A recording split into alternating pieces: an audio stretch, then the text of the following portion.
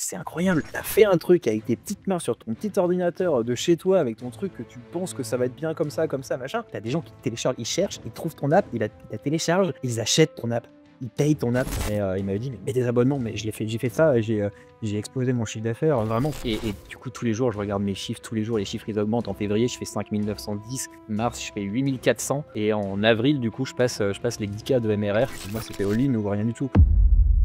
Nicolas, aujourd'hui, tu es développeur indépendant, tu vis totalement des applications que tu as publiées sur l'App Store, tu n'as plus de compte à rendre à personne et tu travailles de chez toi en organisant tes journées comme tu veux pour consacrer du temps à toi, à ta famille et à tes passions. Mais ça n'a pas toujours été comme ça parce qu'en 2018, tu savais à peine ce qu'était le dev iOS, tu t'es lancé dans une formation intensive qui t'a en partie permise de faire une première reconversion. Et en juin 2021, tu étais encore salarié dans une ESN en tant que dev. Aujourd'hui, presque 4 ans plus tard, tu es à ton compte, tu vis pleinement de tes applications qui génèrent un chiffre d'affaires annuel à 6 chiffres sur l'App Store. Mais malgré cette croissance impressionnante, tu rencontres aujourd'hui des nouvelles problématiques liées à ton business, mais ça, on aura l'occasion d'en parler plus en détail durant cet épisode. Nicolas, comment ça va? Bah, ça va très bien, Quentin, merci. Et toi? Ça va super, enchanté d'enregistrer cet épisode avec toi. On avait pas mal échangé il y a quelques jours pour préparer un petit peu en amont cet épisode et c'est vrai qu'il y a eu beaucoup de sujets qu'on a abordés en à peine une heure. Je crois qu'on avait même dépassé un petit peu le créneau, mais c'était hyper intéressant justement. Et c'est pour ça que je suis très content de te recevoir aujourd'hui dans cet épisode. On va aborder beaucoup de choses, je pense. Je pense qu'il y a beaucoup de sujets même que toi tu t'es noté de ton côté. Est-ce que dans un premier temps, tu peux te présenter rapidement, nous dire qui tu es, ce que tu fais aujourd'hui, aussi bien sur le pro que le perso, et après on pourra approfondir certains sujets. Ouais, bien sûr. Déjà, Quentin, merci de m'accueillir dans ton podcast. Moi, c'est Nicolas. Ça fait bientôt 7 ans que je suis dev iOS. J'ai commencé en 2018. C'est ça, 7 ans. Et effectivement, comme tu le disais au tout début, bah, moi, j'ai des produits Apple depuis l'iPhone 4S et depuis MacBook en 2010. Donc voilà, c'est quelque chose, c'est un écosystème que je connais, que j'apprécie beaucoup. Et comme beaucoup de dev iOS, j'ai commencé un peu par là. C'est la passion du produit Apple, de ce qu'ils ont réussi à construire autour juste d'un objet. En fait, c'est qu'un téléphone, quoi. Mais du coup, c'est une passion de ça initialement qui m'a un petit peu aiguillé vers le dev. Mais c'est vrai que ça reste un peu un hasard parce que je suis issu d'un bac techno, j'ai fait un bac STG, donc ça remonte un peu, c'est un bac sciences techniques de gestion, ça a rien à voir. J'ai une licence de psycho, donc pareil, rien à voir avec la tech. J'étais moniteur de voile pendant mes saisons, rien à voir avec la tech. Donc voilà, c'est un peu ce qui me définit, c'est je sais pas ce que je fais là. Enfin, si, je sais ce que je fais là, mais j'essaye de saisir un peu les opportunités qui passent et c'est quelque chose que j'ai toujours fait, que j'ai toujours aimé et en fait, j'ai eu l'opportunité du coup, en 2018, suite à un changement de situation pro et qui s'est pas fait. Ouais, J'ai eu l'opportunité du coup de me former au dev iOS, donc chez Open Classroom.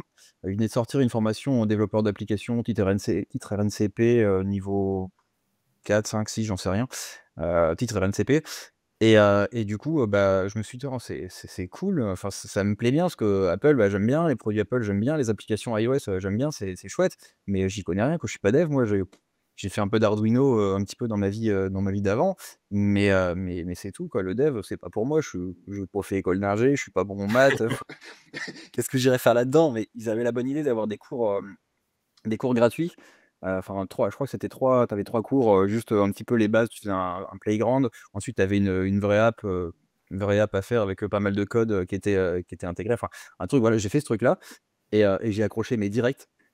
Je me suis rendu compte qu'en fait, c'était pas si dur que ça. Ouais, c'est mm. le travail est très mâché, hein, c'est bien fait les contenus gratuits comme ça, mais je me suis rendu compte que c'était pas si dur, que j'étais carrément capable et que en plus ça me plaisait vraiment, quoi. Parce que moi, c'est ça qui me définit quand même pas mal, c'est que je suis pas un geek à la base. J'ai jamais été les mangas, j'en ai jamais lu ni regardé aucun, je joue très peu aux jeux vidéo, tu vois? J'ai un iMac de 2017 que j'ai gardé juste pour jouer à GTA 5. Ça, c'est pour te Ouais. donner une idée et le truc, je l'allume tous les 2 mois et je joue Est-ce 1 heure, que, ça me ouais, tue la justement, est-ce qu'on peut revenir un petit peu sur ton background avant, tu nous dis que tu étais pas du tout prédestiné au code. Et c'est ça aussi que j'ai bien aimé dans ton parcours, c'est que euh, t'étais pas ce gamin à 15 ans qui était déjà en train d'hacker des Ouais. ordinateurs, de créer des sites web dans la cour de la récré. Donc, est-ce que tu peux nous parler un petit peu de ton background, des expériences que tu as eues avant, pour justement comprendre comment t'en es arrivé là, et pour comprendre l'importance de ce que tu dis quand tu dis que c'était pas si compliqué que ça, même si évidemment, je Ouais. suppose que tu as dû beaucoup charbonner, mais pour bien comprendre que tu n'avais pas, on va dire, des lignes de code dans la main, quoi. Non, c'est clair. Non, mais tu raison. Quand j'étais au collège, je m'étais un petit peu intéressé, au code, à HTML, CSS, mais en fait, je savais pas quoi faire avec ça. J'avais vite fait, je sais pas, j'avais dû passer, genre un mois et demi à regarder des trucs et c'était à l'époque, c'était le site du zéro, quoi. Enfin, comme beaucoup de gens, en fait, c'est le site du zéro mais c'est tout, c'est ma seule expérience de dev. Moi, j'aimais bien le hardware, j'étais quand même un peu geek quand j'étais gamin, c'est vrai, mais après ça, c'est vite, lycée, c'était terminé. Mais voilà, mais c'était plutôt côté: «Ah et putain, les cartes graphiques, c'est cool». Hmm, Tu vois, c'était ça, c'était plus le côté matos. Ouais, c'est French Hardware, la chaîne YouTube, qui parle, qui montre pas mal de bacon et qui parle pas mal de ça. Moi, c'était hmm, plutôt dans ce délire-là où j'aimais vraiment bien, tu sais, les faire des bench, les specs, des trucs, mais c'est tout, c'est tout. Je jouais quand même aux jeux vidéo, du coup, en parallèle, arrivé au lycée, terminé, quoi. J'étais passé à autre chose, j'étais dans la musique, dans la voile depuis bien longtemps. Mais voilà, c'est des choses, vraiment comme tu dis, à 15 ans, j'avais pas des lignes de code dans les doigts, à 15 ans. Je me suis dit: «Tiens, ça a l'air d'être cool» parce que j'ai un copain qui m'en a parlé, mais je savais pas quoi faire avec ça. Donc ouais, ça a l'air d'être cool, mais moi, quand j'écoute des podcasts avec des mecs qui ont commencé à 12-13 ans à vendre des trucs, tu te dis: «Mais c'est génial et j'aimerais vraiment que mon gamin, il fasse ça». Mais moi, c'était pas le cas, quoi. C'était vraiment je moi, j'aime bien bricoler, tu vois? J'aime bien construire des trucs avec mes mains. hmm. Et du coup, moi, depuis tout petit, mon père m'a toujours appris à bricoler. À 3 ans, j'étais sur un toit avec lui à réparer des ardoises, tu vois? C'est pour te dire le truc, c'est pas la même époque, mais moi, c'est ça mon ADN là-dessus et en fait, le code, bah, tu construis des trucs. C'est juste qu'au lieu d'aller dans ton atelier à taper sur des clous et à coller du bout de bois, bah, tu écris les lignes de code, mais le résultat est le même. C'est virtuel, tu rien dans tes mains, mais tu as construit un truc. Et Ouais, moi, c'est ça qui m'anime, tu vois? C'est ça qui m'a amené vraiment à me retrouver complètement passionné et aujourd'hui, mais c'est enfin, je vis ma meilleure vie, c'est génial comme truc. Mais je pense que justement, c'est pas le petit, le petit gamin de geek qui a eu la chance d'avoir un ordinateur, très jeune, ce qui était pas mon cas du coup, très jeune et qui s'est dit: «Ah attends, c'est trop bien le code», qui a appris le code dans des bouquins, tu sais? Comme comme à l'époque, quoi. Non, moi je viens pas de là, quoi. C'est: «Tiens, on peut construire des trucs aussi sur un ordi, quoi, c'est cool» ouais, totalement. et moi Et du du coup, coup, c'est ça. justement, quand t'as enclenché cette formation chez Open Classroom, t'étais dans quelle situation? Est-ce que t'as commencé ça un petit peu comme un side project en te disant, bah voilà, c'est bien, j'ai conscience de l'importance de me former, donc je vais aller chercher des connaissances à droite ailleurs, à droite à gauche, ou est-ce que t'étais dans une situation où tu t'es dit, ok, là, mon métier aujourd'hui ne me plaît plus, il faut que je change, il faut que je fasse bouger les choses, et je sais que le code, ça peut m'intéresser, let's go, on y va, all in dedans, et le but, c'est d'ici 6 mois, 1 an, 2 ans, de trouver un job dedans. C'était quoi un petit peu ton état d'esprit, et comment t'es tombé justement sur les formations d'Open Classroom? Ouais, non, c'est exactement la deuxième option. J'étais, j'avais une entreprise de relevé technique aérien qui existe toujours, du coup, concours de circonstances, j'ai eu une opportunité, pro qui s'est pas faite et au moment où ça s'est pas fait, j'avais déjà enclenché moi les démarches pour quitter la gérance de cette boîte et Hmm. laisser mon associé continuer tout seul donc bah, j'étais bloqué et sentant un peu que ça allait pas se faire avec l'autre opportunité, bah, je me suis un peu intéressé et j'étais inscrit à la newsletter d'Open Classroom à cette époque-là parce que du coup, comme je te disais juste avant, j'avais pas mal d'Arduino, du coup dans ce contexte pro, auparavant et je reçois la newsletter, «Formez-vous». Alors c'était pas la première newsletter pour le dev iOS, c'était les formations en alternance pour être dev front, je crois, Ouais, chez je sais plus quelle banque, où ils recrutaient du coup des profils pour avoir une formation 100 financée, tout ça. Je me suis dit: «Attends, c'est quand même pas mal», tu vois? J'aimais bien le code, je comprenais pas forcément tout ce que je faisais, mais j'aimais bien le code en Arduino du coup et du coup, tu vois, ça vient de là Et du coup, je regarde un peu comment ça se passe, les salaires, et je me dis: «Attends, c'est quand même pas dégueu, quoi». Bon, spoiler, c'est pas tout à fait comme ça que tu es payé dans la vraie vie, mais tu te dis: «Ah, ça, c'est intéressant, quoi». Et du coup, le temps passe, moi, j'ai cette idée-là, je me dis: Si ça se fait pas, je pourrais peut-être faire ça, quoi». Et je reçois 2e newsletter, on a ouvert une formation de dev iOS et inscrivez-vous. Et du coup, là, je creuse un peu le truc, à l'époque, ils te vendaient ça, 40 K annuel.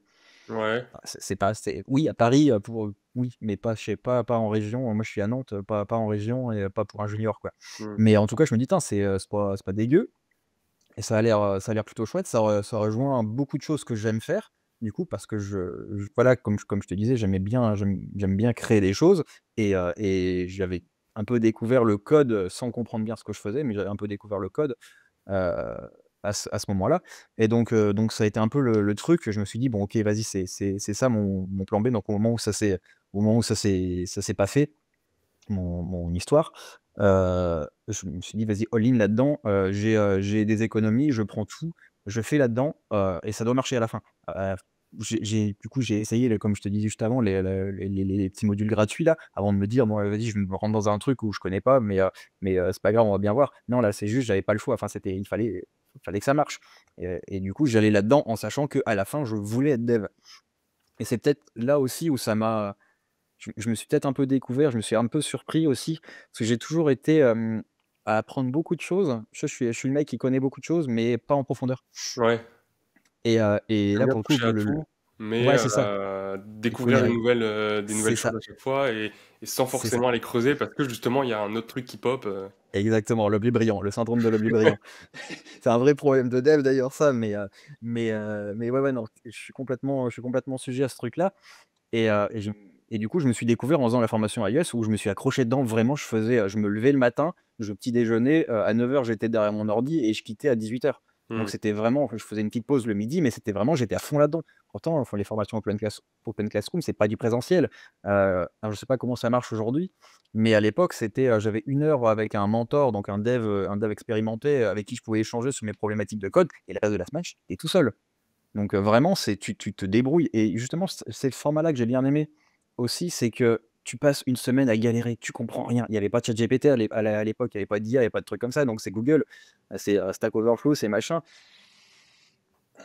c'est pas Ça pareil. pique, quoi. Ça pique vraiment quand tu passes une semaine. Moi, je me souviens au tout début des projets de code, je passais une semaine, je ne comprenais pas ce que je faisais. Ouais. J'essayais des trucs, mais malheureux comme une pierre, parce que tu vois, c'était des trucs vraiment je me souviens, le tout premier projet, c'était un truc à faire en ligne de commande, tu vois? C'était pas du tout une app avec une UI, c'était juste de la ligne de commande. Donc quand tu as un problème, que tu y connais pas grand-chose et que tu dois chercher une solution à ton problème, que tu tapes Swift là-dedans et que tu tombes sur UIKit, bah, c'est chouette, hein, sûrement que ça répond à ton problème, mais toi, tu y connais rien Ouais. et tu sais pas, tu es juste démuni, quoi. Et s'il y avait pas eu ce système de mentorat-là, je pense que j'aurais sûrement eu beaucoup plus de mal, voire Mmh. peut-être abandonné.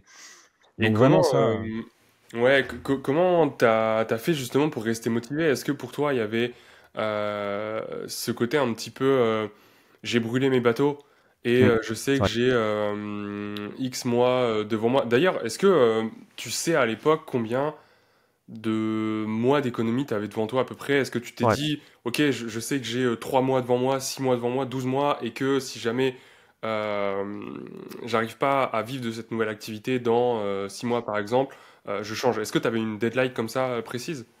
Bah, j'avais un petit peu plus d'un an d'économie Ouais. et à ce moment-là, je m'étais pas encore mis de deadline parce que je sais pas.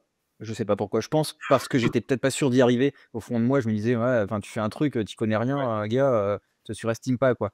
Et heu Ah, et et peut je connais je cette m'y peur de te connais dire, aussi.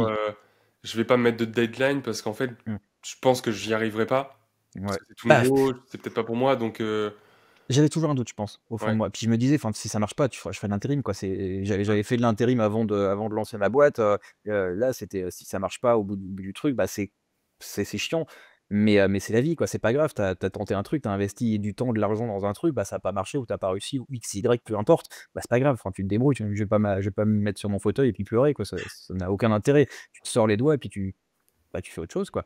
Ouais. Tu rebondis. Et du coup, heureusement, bah, j'ai vraiment adoré. J'avais quand même pas forcément de doute là-dessus parce que du coup sur les petits cours gratuits que j'avais fait, j'avais vraiment adoré donc j'avais pas de doute sur le fait que j'allais adorer et plus des doutes sur le fait que j'allais y arriver. Mais vraiment j'ai kiffé, mais vraiment enfin, tu me demandes qu'est-ce qui me permettait de rester focus? Je sais pas. J'ai juste j'avais envie de me lever, puis d'aller plus loin, d'y arriver, tu vois? C'est un tu un problème, ça marche pas et bah, tu Mmh. reviens et ça c'est un truc qui caractérise pas mal les bons devs, je pense. C'est l'abnégation, peut-être bien, de se dire: «Ça marche pas, mais ça doit marcher» et tu sais, c'est le symptôme, le syndrome de: «J'ai un bug, ça je vais passer une semaine dessus, je vais y arriver. Je vais retourner internet, c'est pas grave, mais je vais y arriver» et je pense que c'est ça qui m'a fait continuer là-dessus. C'est vraiment, de se dire: «Putain, c'est trop bien, quoi, mais ça doit marcher, ça c'est pas normal, j'y arrive pas, c'est moi le problème, il y a un truc que j'ai pas compris» et du coup, deep dive le truc et vraiment aller chercher l'explication quelque part. En l'occurrence, bah, sur Google, hein, ou du coup dans les paroles du mentor, mais vraiment au début, je passais une semaine, week-end inclus, à faire un truc qui marche. Il y avait aucun sens. Alors ça n'avait aucun sens, ça c'est clair. Ça marchait dans un use case, mais dès que tu retournes un peu le Ouais. truc, ça marchait plus du tout. Je posais la question à mon mentor, en 10 minutes, il m'a niqué tout ce que j'ai fait pendant une semaine et j'ai Mmh. compris. Du coup, c'est pépite vraiment et c'est ce que peut-être qu'on peut retrouver aussi avec, bah, du coup avec les mentorats que tu peux avoir à droite à gauche, mais avec aussi peut-être dans une moindre mesure ChatGPT, mais enfin, le fait, en fait, d'avoir quelqu'un qui connaît un peu plus son sujet, qui t'explique, c'est trop bien. Le pair programming, c'est la base pour apprendre à coder et c'est vrai que si tu as un dev plus expérimenté avec toi, tu gagnes un temps infini, mais Mmh. c'est c'est c'est c'est bien mieux que ChatGPT pour le coup. Et avec le recul, c'est 1 an. Pour toi, est-ce que ça a été une deadline qui a été, trop courte, trop longue ou est-ce que c'était la bonne deadline? Et donc justement, après cette formation, pour répondre à cette question, qu'est-ce qui s'est passé? Tu as terminé, je suppose, tu as été jusqu'au bout de la formation d'Open Classroom. Après, qu'est-ce qui s'est passé? Dans quel état d'esprit tu étais à la fin de la formation et c'était quoi pour toi la suite logique? Ouais, alors du coup, la formation était donnée pour 12 mois, je l'ai fini en 11, bah, Mmh, parce que j'en sais rien, enfin, je l'ai fini en 11 mois, peu importe et du coup, l'objectif, c'était d'essayer de faire des apps à moi et qui marchent. Parce que le dernier projet, d'Open Classroom, c'était du coup fait une vraie app. On n'était pas obligé de la publier, hein, mais du coup, on était évalué, le DIT RNCP était décerné, est toujours décerné sur cette app-là que tu fais à la fin. C'était un jury qui évalue, la qualité de ton code, la qualité du truc, pas si c'est viable ou quoi, hein, mais juste la qualité de ton app et c'était mmh, l'époque où Yuka était pas mal populaire et moi, j'avais fait un Nutri-Score scanner, donc basé sur, l'API d'Open Food Fact, qui te permettait juste de scanner, un produit, d'avoir le Nutri-Score. C'était tout bête, hein, c'était tu as le Nutri-Score ABCDE et les 4 valeurs nutritives avec, une petite couleur et puis c'est tout quoi. C'était vraiment un truc, j'ai beaucoup appris. Ça paraît tout claqué aujourd'hui, c'est tout claqué, mais j'ai beaucoup appris à ce moment-là parce que, bah, c'était tout frais, ouais, pour un comme 1er truc et projet, ouais. ouais, comme premier projet, c'était quand même plutôt balèze parce que tu as de l'API, c'est UIKit, hein, donc du coup tu Mmh. as W, tu as des trucs comme ça, un petit peu, pour ceux qui ont pas connu UIKit, ils ont bien de la chance, mais vraiment, c'est c'est un autre monde, quoi. Et du coup, j'avais ce truc-là, c'était quand même pas facile. L'API d'Open Food Fact à l'époque était vraiment merdique. Tu as des Ouais. trucs, fallait implémenter des custom decodable parce que tu as un coup c'est un string, un coup c'est un double, un coup c'est autre chose, tu sais pas. Donc c'était vraiment, voilà, j'ai beaucoup appris sur ce projet-là et heu et et je m'étais déjà un peu rendu compte pendant la formation que, putain, j'ai envie de faire mes apps, quoi. Ouais. J'ai pas envie d'être salarié, mais oui, il y a un salaire à la fin, mais c'est pas ça qui m'anime. J'ai jamais été salarié, que les seuls salariats que j'ai fait, c'était mes saisons, tu vois? J'étais en CDD, pendant 2 mois à être moniteur de voile, je vivais ma meilleure vie, mais à la fin, ça s'arrête, quoi et Ouais, du parce coup, que quand tu as fait la formation, tu avais déjà touché à cette forme de liberté, ouais, que t'offrait l'entrepreneuriat avec ouais, la complètement. boîte que tu avais lancée avant. Complètement, c'est ça et du coup, je m'étais dit: «Bah, ouais, en fait, effectivement, ça sécurise», tu vois? Derrière, tu as un CDI, c'est bien quand tu en parles à ta famille et que tu te dis: je vais être dev, mais ouais, tiens, je peux avoir après un CDI, et être payé tant». Ouais, ça rassure Mmh. et du coup, ça fait une petite validation sur le truc aussi pour tes parents qui sont pas du tout dans moi, mes parents sont pas du tout dans l'entrepreneuriat, donc voilà, ça rassure pas mal, mais au fond de moi, je savais très bien que c'était pas ça que je voulais faire. Je pense que je croyais quand même vraiment bien que j'allais trouver un job facilement. J'ai Ouais. trouvé un job pas si difficilement, hein, c'est voilà, c'est pas ça que je veux dire, mais je pense que je croyais vraiment à ça Au début en tout cas, mais après je me suis vite rendu compte que non, non, je fais mes apps, hein, c'est tellement kiffant. Après je savais pas non plus ce que c'était que d'être dev en entreprise, donc tu vois, je savais juste que, ah là, j'ai quand même plutôt envie d'être sur la création Mmh. d'entreprise du coup, d'applications et donc ouais, du coup, c'est ça, je crée ma première application à la fin de la formation, je la mets sur le store et elle fonctionne, tu vois? Elle a quand même, je suis proche d'avoir, 8-9 000 téléchargements, monétisation 0 et il y avait un peu de pub dedans, c'était juste des banners, ça rapporte que dalle, mais voilà, je sais pas, ça devait en pub, ça devait me rapporter peut-être 5 € par mois, hein. Ouais. C'est ridicule, quoi, mais je me dis: «Tiens, c'est quand même un peu sympa» et ma copine, était, pas mal dans la spiritualité, ces choses-là et la numérologie notamment. Et elle faisait tous ces calculs de numérologie à la main. Donc je me dis: «Bah, attends, je suis dev, je vais te faire un truc, quoi» et du coup, on voit ce truc-là un peu, tu sais, un peu maladroitement au début, tu connais rien dans l'écosystème, comment ça fonctionne une app, comment ça se vend et cetera et je lui dis: «Bah, attends, enfin, il y a des gens, ça intéresse ce truc-là?» Il dit: «Ouais, ouais, enfin, c'est oui, oui, j'écoute plein de podcasts, c'est quand même un truc populaire». Ce qui est pas faux en soi, hein, c'est plutôt populaire comme niche. Mais où je me dis: «Bah, vas-y, on va faire une app, c'est super». Alors zéro marketing. Je sais pas ce que j'ai foutu, hein, de toute mon expérience entrepreneuriale sur ce début de vie de dev parce que vraiment je sais pas, je segmente. Tu vois, Tu as je zappé. faisais mon boulot c'était le drone, j'ai plus jamais retouché un drone. Ouais. C'est pour te dire le truc. Je sais pas pourquoi je dois segmenter un truc, mais en tout cas, je suis allé all-in, le bon dev, all-in dans le code. C'est génial, j'ai super idée, ça a marché, ça va être trop bien. Brillant. C'est ça et 99 centimes un achat unique, ça va être trop bien et tout. J'en ai vendu, 5 balles aussi pareil, 4 balles, par mois, Mmh. enfin c'était ridicule et encore ça a duré 2 mois, tu vois? C'était claqué et donc je me dis: «Attends, ça va peut-être être quand même plus dur que prévu» et à ce moment-là, bah, plus d'économie quoi. J'avais ma deadline, c'était fin mars ou fin avril, si j'avais pas de job, bah, Ouais, intérim. c'est ça. Pour remettre dans le contexte, là, on était où à peu près par rapport à Là, on est alors j'ai fini ma formation fin novembre 2019. ouais, J'ai eu le diplôme, quelque chose comme, mi-décembre, un truc comme ça et là, on est début janvier ou début février, quelque chose comme ça OK. et heu et je m'étais dit: «Bah, non, mais attends, ça va marcher, quoi. Il y a bien moyen de réussir à faire quelque chose comme, un petit salaire avec une app de numérologie à 99 centimes». Non, non, c'est pas possible, tu vois? Enfin, peut-être que c'est possible, mais pas en numérologie, pas à 99 centimes. Juste pour contextualiser, là, on voit qu'il y a quoi? Il y a 2-3 mois qui s'est passé entre, la publication d'une application supplémentaire, Ouais. enfin la fin de ta formation et une nouvelle application. Heu, Cette nouvelle application de numérologie, tu l'as développée en combien de temps? À partir du moment où tu as eu l'idée, tu t'es dit: «OK, j'y vais», parce que souvent il y a aussi une grosse phase de réflexion. J'y vais pas, je sais pas trop. Des fois, cette phase, elle est de 30 secondes et tu Ouais. te déconcentres de ce que tu es en train de faire pour développer une nouvelle app. Mais voilà, ça a mis combien de temps un peu pour recontextualiser, puis pour aussi comprendre la philosophie dans laquelle tu étais, toi, à l'époque, j'ai envie de lancer mon app. Est-ce que je passe 6 mois à faire un business model pour voir justement est-ce que ça va marcher ou pas, ou est-ce que je fais ça en une après-midi et puis après on verra si ça marche ou pas. Non, en une après-midi, ouais,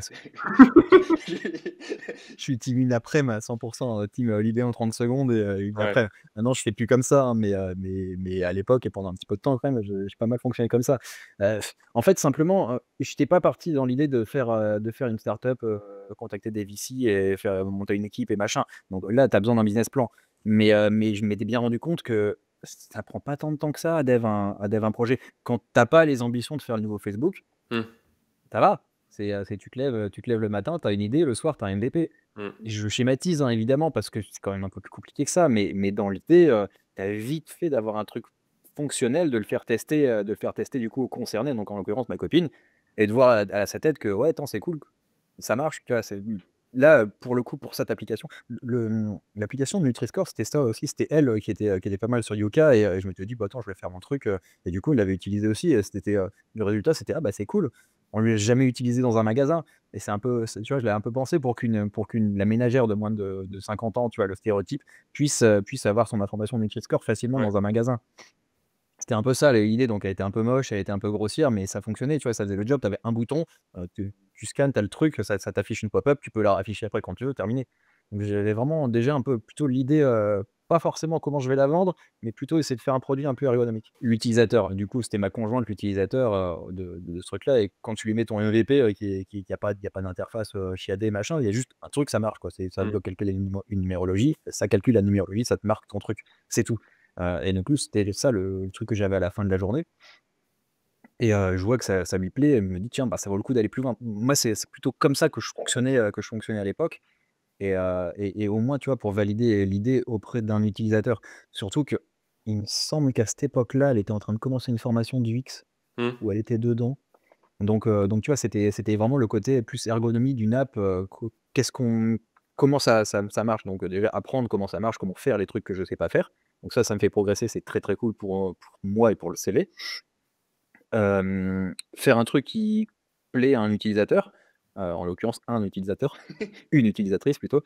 Mais par contre, tout ce qui est marketing et cetera, je voilà, je sais pas et moi de mon background aussi, j'avais jamais vendu de produits à marketer réellement, tu vois? Des produits Ouais. digitaux, des choses comme ça, Mmh. j'avais jamais fait et donc du coup, c'est quelque chose que je connaissais pas forcément.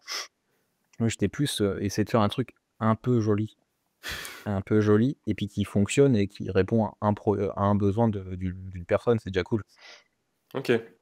et du coup, j'ai perdu ta question. Non, non, non, bah, justement, ça nous amène, à la question suivante. Donc là, on arrive, avec ta deuxième application qui est publiée. La première pour la 1re sur le Nutri-Score, la deuxième sur, la numérologie. On arrive à la fin des économies, la fin de la deadline. Qu'est-ce qui se passe? Est-ce que tu te dis, «Mince, le dev, c'est pas fait pour moi», parce que pour moi, la seule option, c'était, le fait de vivre de mes propres applications sur l'App Store.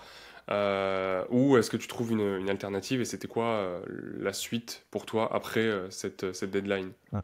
Bah, la suite, c'est que j'avais pas le choix, il fallait que je trouve un job salarié parce que c'est pas avec 2 ventes et demie, avec, 0 de MRR que tu vas faire quelque chose, de ta vie, tu vas vivre. Surtout enfin, j'étais pas Mmh. chez mes parents, j'étais, bah, du coup en coloc avec ma conjointe, on avait un loyer et cetera, on avait les charges. On avait pas d'enfants, rien du tout, mais juste, déjà, enfin, on avait un petit peu de charges, quoi, il fallait bien vivre et du coup, bah, non, je cherche un job de dev. Moi, je fais du dev iOS, donc tu vois, je regarde les offres un peu sur Nantes et ce qu'il faut savoir, c'est que Nantes, c'est un pôle de beaucoup de dev web. Ouais. Donc, quand tu as des offres, de dev mobile, c'est de l'hybride, hein, c'est du Flutter. À l'époque, c'est du React Native. Moi, ça, je sais pas. Moi, j'ai fait une formation de dev iOS. Quand tu fais du code, du dev iOS, je crois que j'avais même pas entendu Flutter ou Mmh. peut-être juste pas Flutter n'existait pas, pardon, React Native, j'avais dû entendre le mot, tu vois, à un moment, mais c'est tout peut-être dans un meet-up, tu vois, un truc comme ça. Mais c'est tout pour moi, il y avait Android, ça je fais pas, puis il y avait iOS, donc voilà, je postule il y avait une dizaine ou une douzaine d'offres, sur quoi? Peut-être sur LinkedIn, je sais plus, enfin sur les plateformes de les job boards et du coup, je postule au à toutes les offres que je vois où il y a mobile ou iOS dedans Naïvement. et bah, ouais, naïvement et du coup, très bien, mon profil les intéressait, tout ça, parce que j'ai quand même une expérience un peu entrepreneuriale, donc ça change, tu vois? Ça donne, une vision un peu plus large que juste le très bon technicien, mais qui a aucune idée du produit autour. Ouais. Même si j'avais pas fait de produits digitaux, j'avais quand même, ouais, une expérience qui sortait de l'ordinaire, on va dire et du coup, mon profil intéresse de ouf, tout ça et puis, vient à la fin, et du coup, vous faites, de l'hybride, enfin de l'Android? Non. Et vous faites de l'hybride peut-être ou enfin du React Native, ça? Non. Moi, je fais du dev iOS, bah, ouais, du coup, c'est con parce qu'on cherche plutôt des devs mobiles. Ouais, il me disait pas ça forcément comme ça. Il Ouais. disait: «Ouais, bah, du coup, voilà, si on a une proposition de dev iOS, on vient vers vous». Parce qu'il me proposait, hein, évidemment de est-ce que tu es ouvert à faire du dev, Android, du dev, React Native, hybride, machin? Bah, non, moi je voulais juste être dev iOS, moi je veux faire Ouais, mes tu apps, avais quoi. jamais touché à ça, mais tu savais que, voilà, tu voulais rester dans ta voie de iOS natif. Voilà, c'est ça. Moi, j'avais envie de d'un peu de maîtriser le sujet du dev iOS, Ouais. heu, parce que je voulais à la fois un peu casser le truc de touche à tout, expert de rien. Je voulais être un peu expert dans un domaine qui, en plus, me plaisait, tu vois? Vraiment, je Mmh. sentais qu'il y a un truc à faire, avec ça et j'avais tellement galéré, mais j'avais tellement galéré que j'avais pas non plus envie de repartir sur un truc que je connaissais rien, heu même si sûrement ça l'aurait très bien fait, hein, mais j'avais pas envie. Vraiment, j'avais pas envie. Moi, j'aime bien Xcode, j'aime bien le dev pour iPhone, pour Mac, machin, mais c'est tout, quoi. Un Android, j'en ai jamais eu, je sais même pas comment ça marche, Pas envie de faire ça, quoi. Laissez-moi tranquille, moi je veux être dev iOS, zut, quoi. Donc c'est un peu, ignorant, on va dire, à ce moment-là. Mais j'avais encore un tu vois, j'avais encore un petit peu de latitude, quoi. Il me restait un petit mois Ouais. d'économie, donc je me disais: «Bon, je peux avoir un petit peu le luxe de refuser des trucs, et je le sens pas. Je le sens juste pas, je vais passer pour un con, je vais me faire virer, Mmh. avant la fin de la période d'essai», tu vois? Moi, c'était un peu ça ma crainte, aussi de ça me plaît pas, je vais pas me donner, ou je vais juste peut-être être mauvais, j'en sais rien, tu vois? J'avais juste aucune idée de dans quoi je pouvais mettre les pieds, à ce moment-là, tu sais, je rentrais là-dedans, je voyais des open space, je me disais: «Tain, ça a l'air cool, quoi». Mais j'avais jamais vu ça. Des mecs qui bossent, dans un open space, si j'avais quand même vu ça, mais j'avais pas participé, tu vois? C'était Ouais, pas, je ouais. pouvais pas me Mmh. projeter là-dedans parce que c'était pas pour quelque chose que j'allais faire, c'était des clients. Donc donc voilà, je le sentais pas, tu vois? Et je continue mon petit truc et j'écume toutes les offres de dev, donc au mobile dans mon coin. Je commence à me dire: «Putain, ça pue, quoi». Et Ouais, heu je me et et suis je me lancé souviens, dans je un m'étais truc, inscrit sur, mmh? je me suis lancé dans un truc où, est-ce que tu as douté un moment de ta formation et te dire: «Putain, Non. j'aurais peut-être pas dû aller dans ce secteur iOS parce qu'il aurait fallu cibler plus, du cross-platform ou quelque chose comme ça?» J'aurais peut-être dû. J'aurais peut-être dû douter de moi là, du coup, mais non, pas du tout. Non, ça fait peut-être un peu hautain ou quoi, je sais pas, mais non, moi je voulais juste faire ça. J'avais pas envie d'aller à Paris parce que je ne supporte pas la ville. Ouais. Vraiment, Nantes, c'est mon max en termes de ville, et à l'époque ça allait. Maintenant, je peux plus encadrer ça, quoi, j'y fous jamais les pieds. Bref. Et non, moi, c'est ça que j'aimais faire. J'avais vraiment envie de faire ça, tu sais, le mec un peu naïf, l'enfant qui a découvert un super truc, trop bien, il veut faire ça, tu sais. Il veut se Mmh. lever le matin et puis il veut monter ses Lego, et c'est trop cool, quoi. Mais il a pas envie de monter des Playmobil ou des mécanos, il veut faire du Lego. Donc non, non, j'étais en train dans ma tête de me dire: «Bon, bah, c'est bon, je vais retourner chez Système U», tu vois? Je faisais de la avant de monter ma boîte de drone, je faisais de l'intérim. Du coup, j'étais parti en intérim chez Système U, je m'étais flingué le dos, mais j'avais fait de l'intérim chez Système U, je m'étais dit: «Bah, vas-y, je vais retourner là-dedans». Je crois même que j'avais commencé à postuler à des jobs de caissier, des trucs comme ça, où j'avais pas été pris, parce que j'avais pas d'expérience là-dedans. Mais tu vois, j'étais un peu dans le truc: «Bah, vas-y, j'ai cramé mes cartes», Et c'est ça à la fin de ta formation? à la fin de la formation, OK. après mes entretiens infructueux de Ouais. de dev, heu, de dev mobile. Tu vois, le gars con, il a passé un an à faire une formation, et au lieu de se dire: «Non, bah, je vais apprendre peut-être, un truc qui a l'air un peu similaire, Mmh. pour quand même bosser là-dedans», c'est non, non, moi, c'était all-in ou rien du tout. Et du coup, tu vois, je commence un petit peu du coup, à avoir un plan C, D, E, j'en sais rien. En tout cas, à chercher un truc, et j'étais inscrit sur je crois que c'est Shaper qu'elle s'appelait l'application, Ouais. un truc de réseautage, peut-être bien à la Tinder de business, je sais plus comment ils vendaient ça.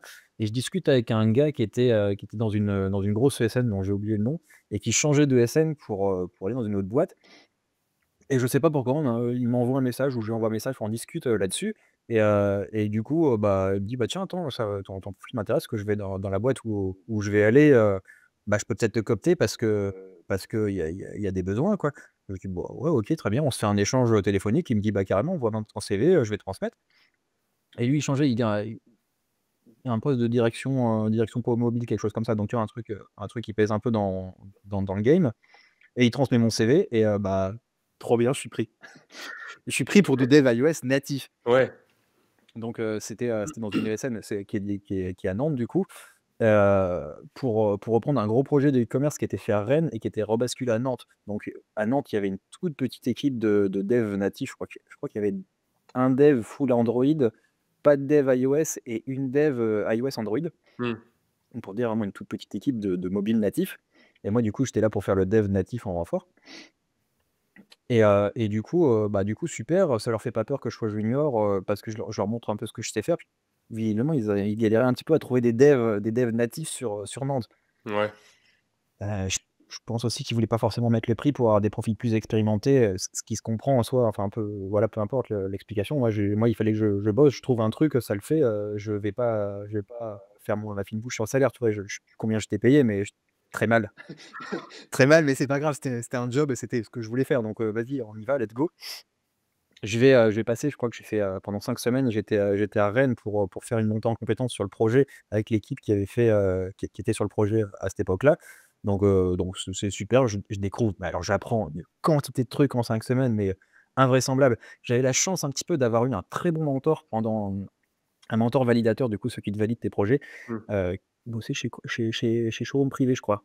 OK. Bref, qui m'avait parlé d'MVVM et ça, je pense que ça m'a pas mal sauvé, donc ça, l'architecture, view model, Ouais, heu, MVVM, modèle view model, voilà. c'est ça. Heu, il m'avait parlé de cette archi-là, il m'avait montré un peu comment ça marchait, du coup, justement pas avec les forcément la délégation, mais avec les closures, donc un Ouais. truc un peu, si on t'a pas expliqué, c'est pas facile à Mmh. comprendre le truc, comment c'est imbriqué, machin. Et ça m'a beaucoup, beaucoup, beaucoup, beaucoup aidé pour avoir ce job parce que toute l'archi était en MVVM, comme beaucoup de projets, hein, à cette époque-là.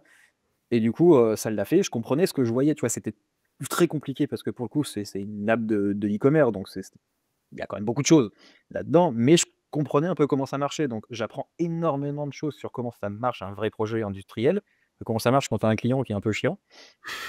Et du coup, je me dis: «Bah, enfin, c'est bien, tu vois? Ça va le faire, machin». Je fais 5 semaines à Rennes, puis après ça va être à Nantes et ça va aller, quoi. Donc on arrive à Nantes, tout ça, très bien. Le projet, se se passe. Je vais pas m'épiloguer là-dessus parce que c'est pas a posteriori, j'ai passé 1 an et demi sur le projet, c'est pas un bon moment du tout de ma vie, donc Ouais. voilà. Plutôt que d'être négatif, je préfère t'en parler, mais pas c'est pas niveau de moi, hein, mais juste niveau du client, du projet. Le e-commerce, c'est particulier. Mmh. En tout cas, quand c'est géré comme ça, en ESN, c'est vraiment particulier. Donc voilà, moi, je commençais un petit peu beaucoup à saturer de ce monde-là et et quasiment au début, je pense que j'étais embauché, j'ai dû commencer genre début mai, tu vois? J'ai dû commencer le 2 mai, quelque chose comme ça et en parallèle de ça, j'ai commencé à faire ma plus grosse app, hein, qui est toujours aujourd'hui ma plus grosse app. Donc c'est un générateur de QR code. J'ai commencé à faire ce truc-là, j'avais vu une pub sur YouTube, dans des top 1 ou du top 1 de scanners de QR code et je m'étais dit: «Tiens, c'est marrant, quoi». Enfin, l'iPhone le fait, peut-être même bien qu'à l'époque l'iPhone le faisait déjà, tu vois? Je Ouais. m'étais dit: «Bon, voilà». Je regarde un Faut petit peu payer sur Sound pour. Software, les chiffres, tu ça Mmh. il y a du téléchargement, quoi et puis même il y a des ventes, il y a beaucoup de sous à se faire. C'est quelque chose comme 800 000 de MRR, c'est pas c'est pas et même encore aujourd'hui, hein. Ouais. Donc c'est vraiment pas rien. Je me dis: «Attends, il y a un truc à faire avec les QR codes» et j'avais un petit projet, tu vois?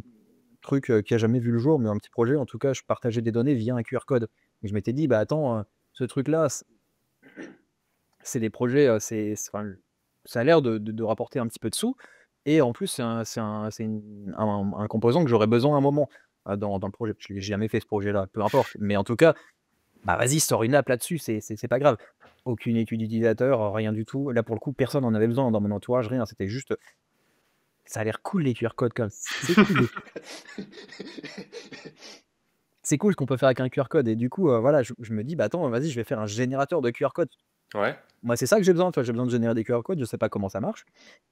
Donc je fais un petit truc dégueulasse, mais alors avec une je trouvais ça joli à l'époque. C'est pour ça que quand je parle de design, je mets des gros guillemets parce que j'étais vraiment mauvais, j'avais quand même l'idée de faire un truc, tu vois? Pas juste jeter des boutons n'importe comment, mais essayer de faire un truc, mais juste que je le faisais pas bien. Et du coup, je fais vraiment un MVP, tout basique avec 2 boutons et un truc pour enregistrer ton QR code, tout basique, dans ta photo librairie. Donc j'apprends je sais pas, j'ai dû mettre une semaine à faire ce projet-là OK.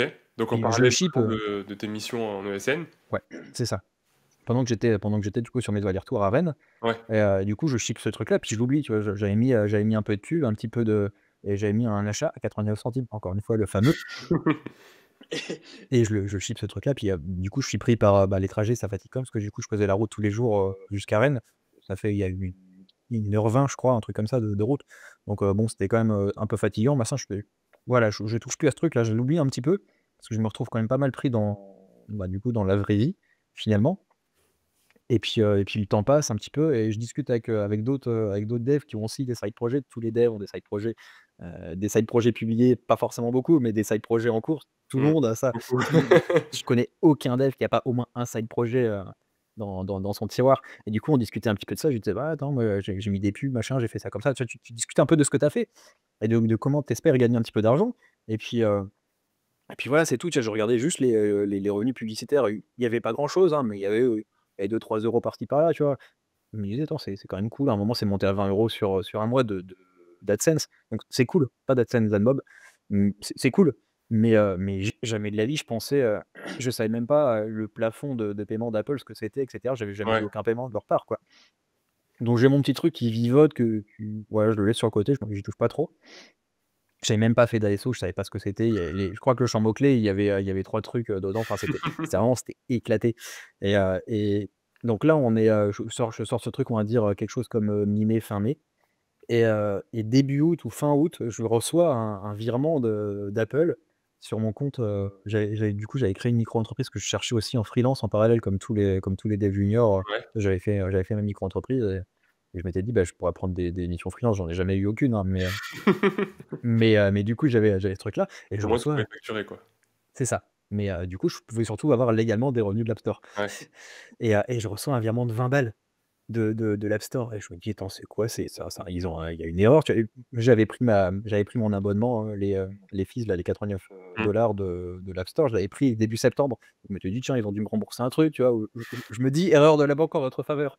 Jamais de la vie, je pense que c'est des c'est des ventes. Donc j'ouvre le truc, j'ouvre App Store Connect, je regarde, je galère, je l'avais jamais ouvert les parties, analytics, trends et cetera, j'avais jamais ouvert ça, je savais pas ce que c'était. Donc Je en plus, regarde elles le sont truc. pas très, très intuitives.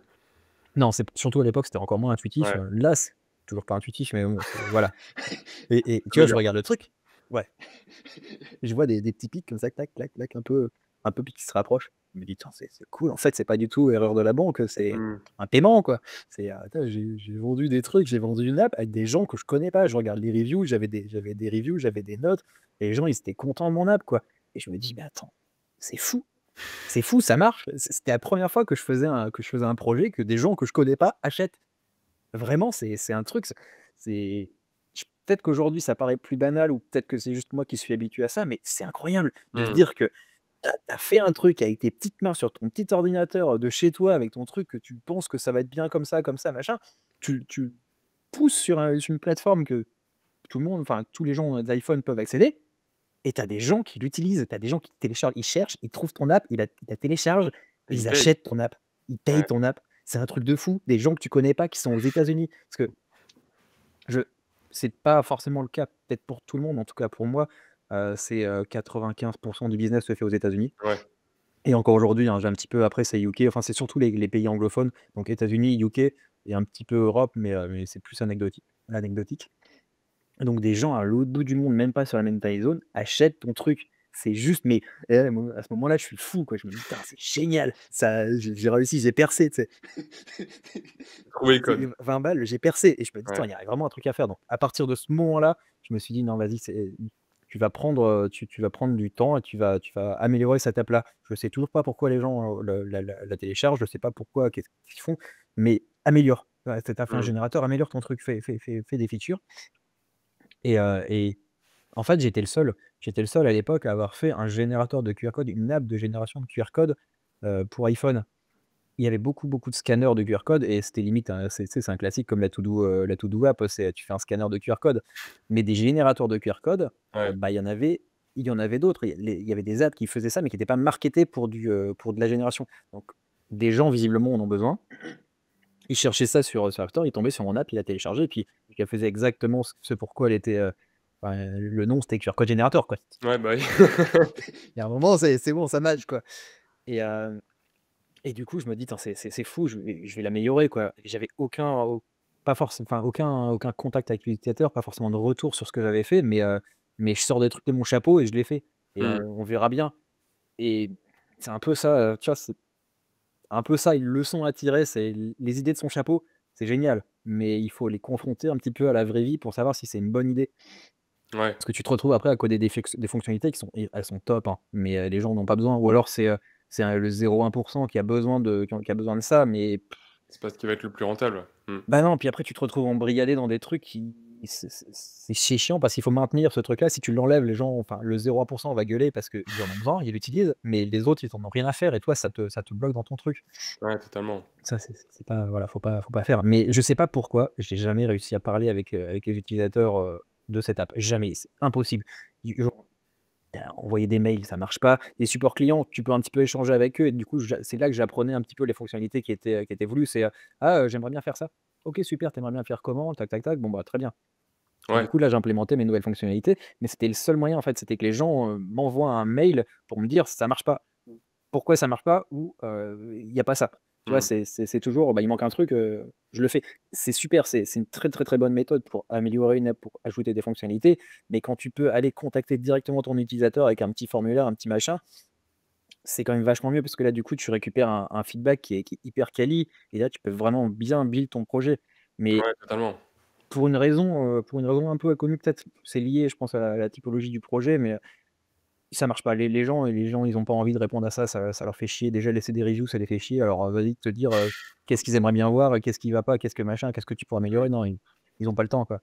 Et C'est pour bien comprendre justement, parce que là, tu nous as parlé de tes premiers utilisateurs, on pourrait se dire, bon, bah allez, il y a eu 20 utilisateurs qui ont téléchargé l'application parce que peut-être tu as été poussé un moment par l'App Store et puis après plus rien, et donc les utilisateurs n'existaient plus. C'est pas ce qui s'est passé, moi j'ai la suite. Est-ce que tu peux nous raconter un petit peu justement qu'est-ce qui s'est passé après et pourquoi le fait que tes utilisateurs ne répondent plus, bah, c'était une problématique à laquelle on n'aurait pas forcément pu s'attendre parce que justement, il y avait des utilisateurs après. ouais, ouais, alors pourquoi ils répondent pas? Je sais pas. Encore aujourd'hui, je sais pas. Je pense que c'est la typologie du projet vraiment, Mmh. c'est un truc, c'est un utilitaire, c'est un pur utilitaire, quoi et les gens, ils ont pas envie, c'est du B2C en plus. Ouais. Les gens ont pas envie de prendre du temps pour te répondre. S'ils ont un problème, s'ils ont une question, s'il leur manque une fonctionnalité, là, ils vont discuter avec toi. Mais si tu leur demandes, proactivement, «Qu'est-ce que vous pensez de l'app? Qu'est-ce qu'on pourrait améliorer?» tu auras jamais en tout cas, moi, je n'ai jamais eu aucun retour et pourtant on en a fait des trucs, hein. J'ai une base de, parce que du coup, maintenant l'application a quand même beaucoup évolué. Il y a une création de compte, pour certaines fonctionnalités. Donc j'ai une bonne base d'emails. Je leur ai envoyé des campagnes d'emails, hein. J'ai eu 2 retours. C'est ridicule. Je sais pas, à l'époque, j'avais 13 ou 15 000 adresses mail, donc tu vois, c'est pas Mmh. rien. 2 retours, littéralement 2 retours, c'est ridicule et pourtant on avait vraiment fait ça bien et tout ça, hein. On a même bossé avec une marketeuse, sur ce sujet-là et elle était dégoûtée parce que impossible. Enfin tellement c'est le truc, c'est chiant, quoi. Voilà, donc je me retrouve à j'ai des utilisateurs, ils payent, mais je sais pas ce qu'ils veulent. Donc bah, sors des trucs de ton chapeau, il y a pas de concurrent, donc je peux même pas forcément analyser. L'idée, Tu ouais. ajoutes, un historique, tu ajoutes des trucs, puis après tu te dis tu discutes avec des gens et les gens ils te des gens réels qui sont pas du tout dans le Ouais. mode dans ce business-là ou qui ont pas besoin de ton produit, mais tu as des idées, tu vois? On discute avec des gens, tu t'en viens forcément à un truc, tu vois? C'est un peu le canard, quoi. Tu as un problème, tu lui racontes ton truc et tu trouves la solution en discutant. Donc c'est un peu comme ça que j'ai amélioré vraiment beaucoup l'application. J'avais un collègue qui est devenu un ami avec qui j'ai énormément discuté design, donc j'ai beaucoup appris avec lui, design, produit et il m'a vraiment beaucoup aidé, sur toute cette partie-là et c'était vraiment super et du coup, moi, après, j'ai pu lui renvoyer l'ascenseur parce qu'il s'est reconverti et il a tenté la vie d'indie dev. Malheureusement, ça l'a pas forcément fait pour lui, mais il a kiffé son expérience et du coup, ça, c'est très, très, très chouette de pouvoir inciter des gens et du coup montrer en fait là on fait un saut vraiment dans le temps, mais pouvoir montrer à des gens que c'est pas que sur Twitter en fait, c'est pas que sur Mmh. Insta, que sur Twitter, c'est pas que des gens random que tu connais pas, que tu dis: «C'est peut-être inventé» et bah non, en fait, il y a des vrais gens de la vraie vie, genre moi, je peux en vivre et c'est fou. Mais du coup, si Ouais, on carrément. revient si on revient à ce moment-là, j'étais toujours sur un achat à 89 centimes. Je commençais à avoir de plus en plus d'utilisateurs, tu vois? Des petits 20-30 € par-ci par-là de paiement au début. C'était vraiment c'est ridicule, quoi. Mais j'améliore le produit, du coup, j'augmente le prix. Ça, c'est un truc aussi qui est très, très, très important, c'est pas avoir peur d'augmenter le prix. Vraiment, ton travail, il a une valeur. C'est pas parce que tu te dis: «Non, mais attends, moi j'ai codé ça en une semaine» que ça a pas de la valeur. Si tu Mmh. enlèves une épine du pied d'un utilisateur, ça vaut son pesant de cacahuètes. Ah, tu vas pas vendre ça 100 balles, ça on est d'accord. Faut être relative, faut relativiser son truc. Mais ça vaut de l'argent, c'est pas gratuit, personne travaille gratuitement. L'open source, c'est génial comme truc, mais je sais pas comment ils font. Les projets open source qui sont financés, qui ont des plans payants, ça c'est top. Mais les gens qui font ça sur leur temps libre, mais Mmh. mais j'ai un immense respect pour eux parce que c'est incroyable de faire ça. C'est pas du tout ma philosophie là-dessus, mais je trouve ça fabuleux que des gens aient un telle dévotion envers ces gens qui en ont souvent pas grand-chose à faire, quoi. Tu prends ton truc, tu forques ou alors tu mets ta lib dedans, tu le crédites et puis c'est tout, quoi. Ouais, c'est Tu ça. tu voilà, alors que l'autre gars en face, il a passé du temps à développer un truc qui t'enlève une épine énorme du pied. Et Donc là, du voilà, coup, c'est à ce moment-là, donc tu étais encore en ESN. ouais. Comment tu as fait cette transition et qu'est-ce qui s'est passé justement pour que tu puisses faire ce switch de la case salarié à la case indépendant et je peux vivre tout simplement de mes applications ou de mon application en l'occurrence là Ouais. qui est publiée sur l'App Store. Bah, alors du coup, là, j'en étais à cette époque-là à juste rajouter des fonctionnalités et augmenter le prix périodiquement. Donc du coup, je m'étais, on se retrouve, on doit être quelque chose comme 2020. On est courant 2020, je crois. Je pense que c'était au moment du Covid, par là. Ou je sais pas, tu biperas si on peut pas dire Covid, hein. Mais c'était à peu près à ce moment-là où du coup, je devais être dans un pricing à 6,99, quelque chose comme ça, toujours en achat unique, avec une application qui était bien complète. Mhm. Vraiment, voilà, j'avais j'ai jamais été en chômage partiel? Comment ils appelaient ça, à cette Ouais, époque-là? Chômage partiel, ouais. je partiel, ouais. J'ai pas connu ce truc-là pendant le covid. J'ai toujours, bah, du coup, on était sur une app de e-commerce, donc forcément, il y avait besoin, quoi. Bah, donc malheureusement, j'ai pas eu de temps pour moi, mais du coup, je gagnais les temps de transport, les temps de midi, et ça, c'était déjà énorme. Ça me rajoutait, j'étais pas loin, hein, du taf, mais la pause de midi plus les trajets, Ouais. je gagnais peut-être 2 heures, tu vois? 2 heures et Mhm. demie, en plus de mes soirées où tu peux plus rien faire et de mes week-ends où tu peux plus rien faire. Donc ça me laissait beaucoup de temps pour bosser, pour améliorer l'app et pour faire vraiment un produit qui tient la route, qui est plutôt joli et qui, voilà, qui est fonctionnel. Mais toujours pas de marketing, hein. On est toujours pas dans ASO, toujours pas, hein, connais pas. Et là, Mais en termes de paiement, tu étais toujours en achat unique au téléchargement ou non. téléchargement gratuit et tu mettais un paywall? J'ai toujours freemium, ça Ouais. marche pas. Ça marche plus, les téléchargements les paiements au téléchargement, ça marche plus depuis, Mm. 2014 peut-être. Enfin depuis qu'ils ont mis les achats uniques, et c'est logique. Je vois encore des apps, hein, qui font ça et bah, OK, mais non, ça marche pas, c'est pas vrai. Les gens veulent essayer, tu es Ouais, c'est obligé, ça. c'est sûr que c'est beaucoup plus contraignant en tant que dev parce que du coup, tu dois faire un payroll, tu dois, savoir ce que tu mets en gratuit, ce que tu mets en payant.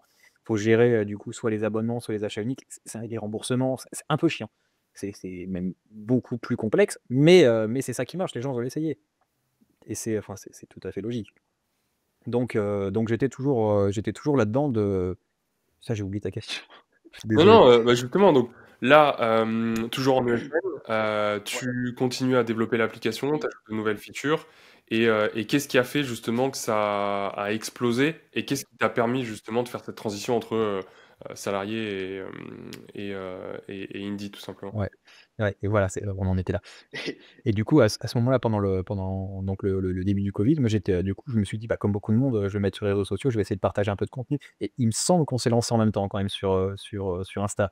Mais, je Moi, suis pas YouTube, certain. c'était, alors Insta, ouais, un peu plus tard. YouTube, c'était, Ouais, 2018. ouais, donc non, je Insta pense qu'on de s'est depuis lancé en même temps 2020. sur Insta du coup, je faisais mon petit contenu et j'ai commencé un petit peu à discuter avec un gars très sympa, qui malheureusement partage plus énormément de choses, mais à l'époque était très actif. C'est Edouard USDF sur Insta du coup. Ouais, Je discutais avec lui, je sais pas, j'avais dû lui apporter un petit peu d'aide sur un problème technique ou une connerie, je sais plus faire un truc. On s'était mis à discuter et du coup, en fait, il s'avère que c'est un Belge, donc il parle français et on discutait un petit peu de choses et d'autres et du coup, je lui partage un petit peu ce que j'en étais où est-ce que j'en étais, tu vois? Ce que je faisais. Je sais pas, je devais être à 500-600 € de revenus mensuels. Je parle pas du MRR parce que c'est pas des abonnements, ouais. mais voilà, c'était quand même pas un truc, c'était pas claqué complètement. Non, peut-être un peu moins ou 300 €. Enfin, peu importe, tu vois? Il y avait un truc, c'était une somme à 3 chiffres. Déjà, c'était chouette et je me souviens, je sais plus exactement quand est-ce que j'ai acheté ma maison, mais ça devait être juste après le 1er confinement je me souviens, j'avais dit à la banquière: «Bah, j'ai ça aussi à côté, je fais des apps», tu vois? Bah, trop content, ça doit rapporter et c'est pour ça que je te dis 300 balles, parce que je me souviens, je lui avais dit: «Ouais, le mois dernier, c'était 300 balles». Elle m'avait dit: «Non, ne vous embêtez pas avec ça, On le met pas. ça comptera dans rien, enfin ça va juste complexifier les Ouais. choses», bah, du coup, je paye mon crédit avec maintenant, Mais c'est quand même voilà, donc tu vois, ça m'a un peu marqué ce truc-là, c'était une somme pas déconnante. J'avais beaucoup de mal à vraiment dépasser des vrais revenus, tu vois? Genre les 500 balles, les 1 000 balles, j'avais du mal à les atteindre. Je les ai atteints peut-être une fois, comme ça de manière anecdotique, mais ça c'était compliqué. Et donc je parle avec ce gars et il me dit: «Mais mets des abonnements, vraiment mets des abonnements». C'est vraiment c'est trop bien. C'était un petit peu je pense que c'était un peu le début où ça explosait pas mal les abonnements que ils Mmh. avaient ça faisait pas faire longtemps qu'ils les avaient mis, je me souviens plus exactement, mais en tout cas, c'était le moment où ça marchait vraiment bien les abonnements et il m'avait dit: «Mais mets des abonnements», mais j'ai fait ça et j'ai explosé mon chiffre d'affaires, vraiment, mets des abonnements, quoi et moi, tu sais, j'ai je traînais du pied, je me suis dit: «Non, les utilisateurs, ils achètent parce que c'est pas trop cher, parce que c'est il y a pas d'abonnement». Tu t'auto-persuades Mmh. d'un truc, qui au final, tu en sais rien, quoi. Tu en sais rien, essaye, voilà. Mais non, ouais, je vais quand même rajouter des fonctionnalités avant parce que ça serait mieux, tu vois? Le bon dev, encore une fois Ouais, et je traîne des pieds, machin et il m'avait dit, lui, il avait quitté son job, pour être full-time indie, quand il avait dépassé les 900 balles de MRR et donc moi, arbitrairement, je me dis: «Bah, à partir du moment où je vais arriver à 900 balles de MRR, je pose ma dème et je deviens full-time» et là, comme ça, je pourrais vraiment avoir plus de temps pour investir dans mes apps et pour que ça voilà, pour en vivre, quoi et bon, j'ai mon petit objectif, je me dis: «Je vais y arriver avec mes petits achats uniques, tout ça» et j'avance dans le temps, puis à un moment, je me dis: «Bon, vas-y, je pense que mon app est suffisamment mûre, pour, machin et puis ouais. de toute façon, on peut toujours revenir en arrière, ça coûte rien d'essayer». Ma conjointe qui me pousse au cul en me disant: «Mais non, mais vas-y, essaye, enfin, ça essaye, ça peut que être bien» et donc je fais mon petit truc, je change rien, je mets juste un paywall, je remplace mon achat unique par un abonnement mensuel et annuel et je ship ma version comme ça avec une mise à jour mineure et tu sais, bien stressé, quoi. Je fais ça peut-être bien un lundi soir, tu vois? Un truc Un comme ça. coup, j'ai tout Heu, cassé, tout le monde va se désabonner, c'est ça. C'est exactement ça, je vais plus avoir personne, ça va passer à zéro, mais ah, j'ai trop peur, mais c'est pas grave, je vais quand même ouais. essayer et donc lundi soir, on va dire lundi soir, la mise à jour est validée. Publié, disponible sur l'App Store, très bien, je vais me coucher, un petit peu la boule au ventre, mais je vais me coucher, je fais une petite nuit. Le lendemain matin, je regarde mon téléphone, je regarde mes mails de support client et là, j'ai 2 mails de support client d'utilisateurs qui me disent: «Beh non, j'allais acheter l'application, puis elle est devenue par abonnement et moi, je veux pas d'un abonnement, je voulais l'acheter en unique» et là, je suis dégoûté, je me dis: «Mais non, mais pourquoi j'ai fait ça? C'est Je fais une horrible». connerie, Quelle connerie, qu'est-ce que je vais faire? Limite, je me lève, je prends mon ordi, je remets l'ancien PO, je remets l'ancien truc et puis on n'en parle plus, quoi. C'est terminé et ma conjointe, elle me dit: «Non, non, non, tu laisses ça tourner, on attend au moins une semaine pour voir le truc, c'est pas grave, au pire, de toute façon, tu es 100 salarié, tu as pas besoin de ça pour vivre. mmh. C'est un bonus, c'est super, mais tu as pas besoin de ça pour vivre, donc laisse un peu tourner, une chance. Puis si jamais ça marche pas, il sera toujours temps de remettre ça, autrement, quoi».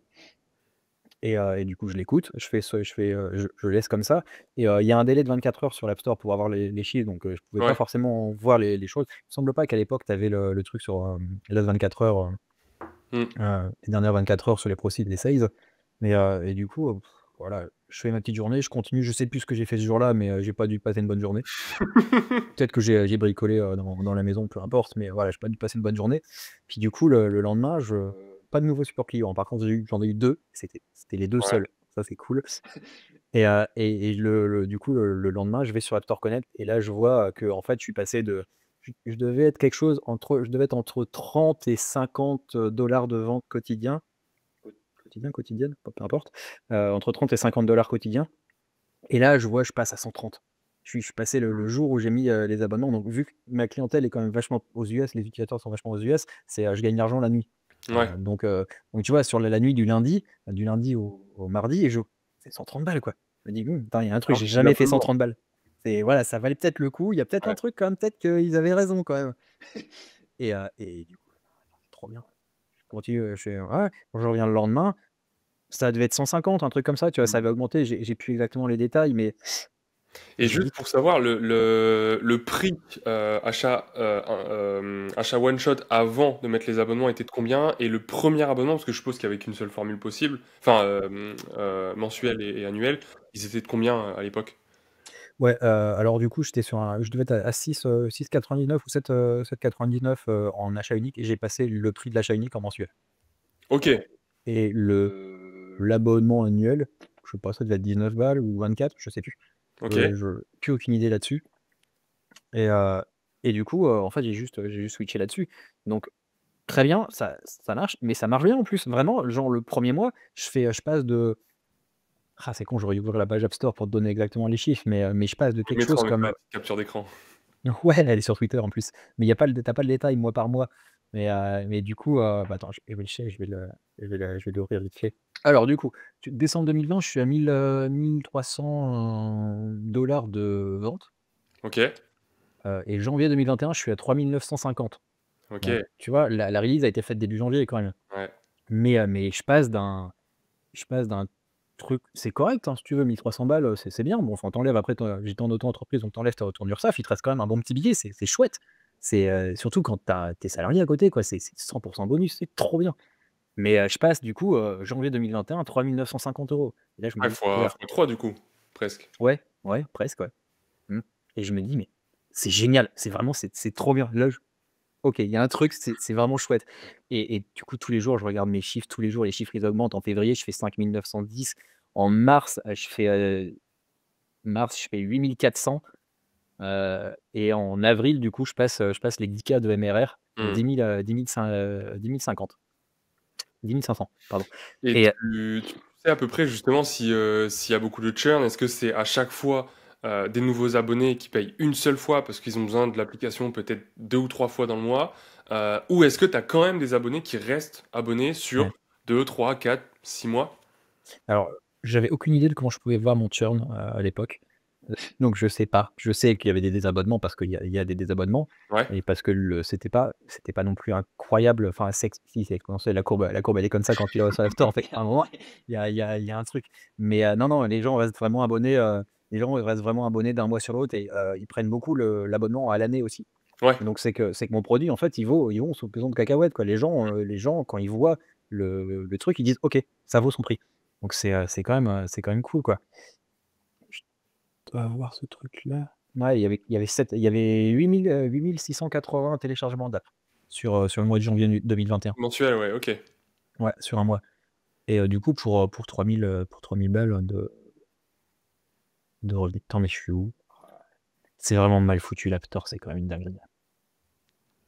Donc ouais, ça fait quand même des bons téléchargements, et ça fait un truc sympa, et visiblement les gens sont OK avec ce truc-là. Ils estiment que mon produit vaut ce prix-là. Donc très bien, c'est super, et on se retrouve, à avoir donc une courbe exponentielle. Je passe les 10 K de NRR en, qu'est-ce qu'on a dit? En avril. 3 mois, ouais. Hmm. Donc en l'espace de 3 mois, je passe de 1 000 à 10 000, quoi. C'est un x10, incroyable.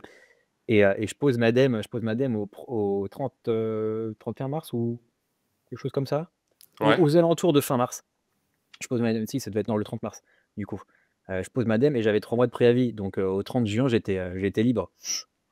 Et c'était incroyable parce que du coup, j'en avais plus grand chose, au final, à secouer. C'est con parce que j'étais passé sur un projet qui était génial. Je bossais pour Leroy Merlin. C'était ok. trop bien.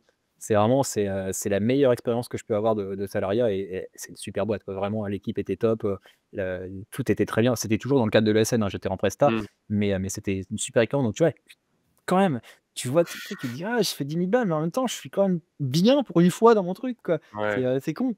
Mais non, non, c'est T'as c'est quoi mon hésité objectif? justement à switcher. Comment t'as vécu le truc? Parce que est-ce que t'as pas eu un peu peur à un moment de te dire, ok, là je suis à 10 000 de MRR, mais MRR sur un mois, tu vois, donc qu'est-ce que ça vaut ce truc-là?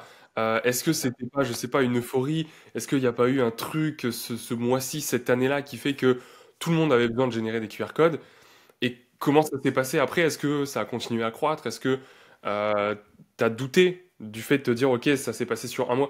Tu sais, enfin, comme tout le monde, quand il se lance dans le freelance, tu te dis, bon, ok, j'ai fait un mois à 2K, j'ai fait un mois à 5K, très bien, mais ça fait que 3 mois que je me suis lancé.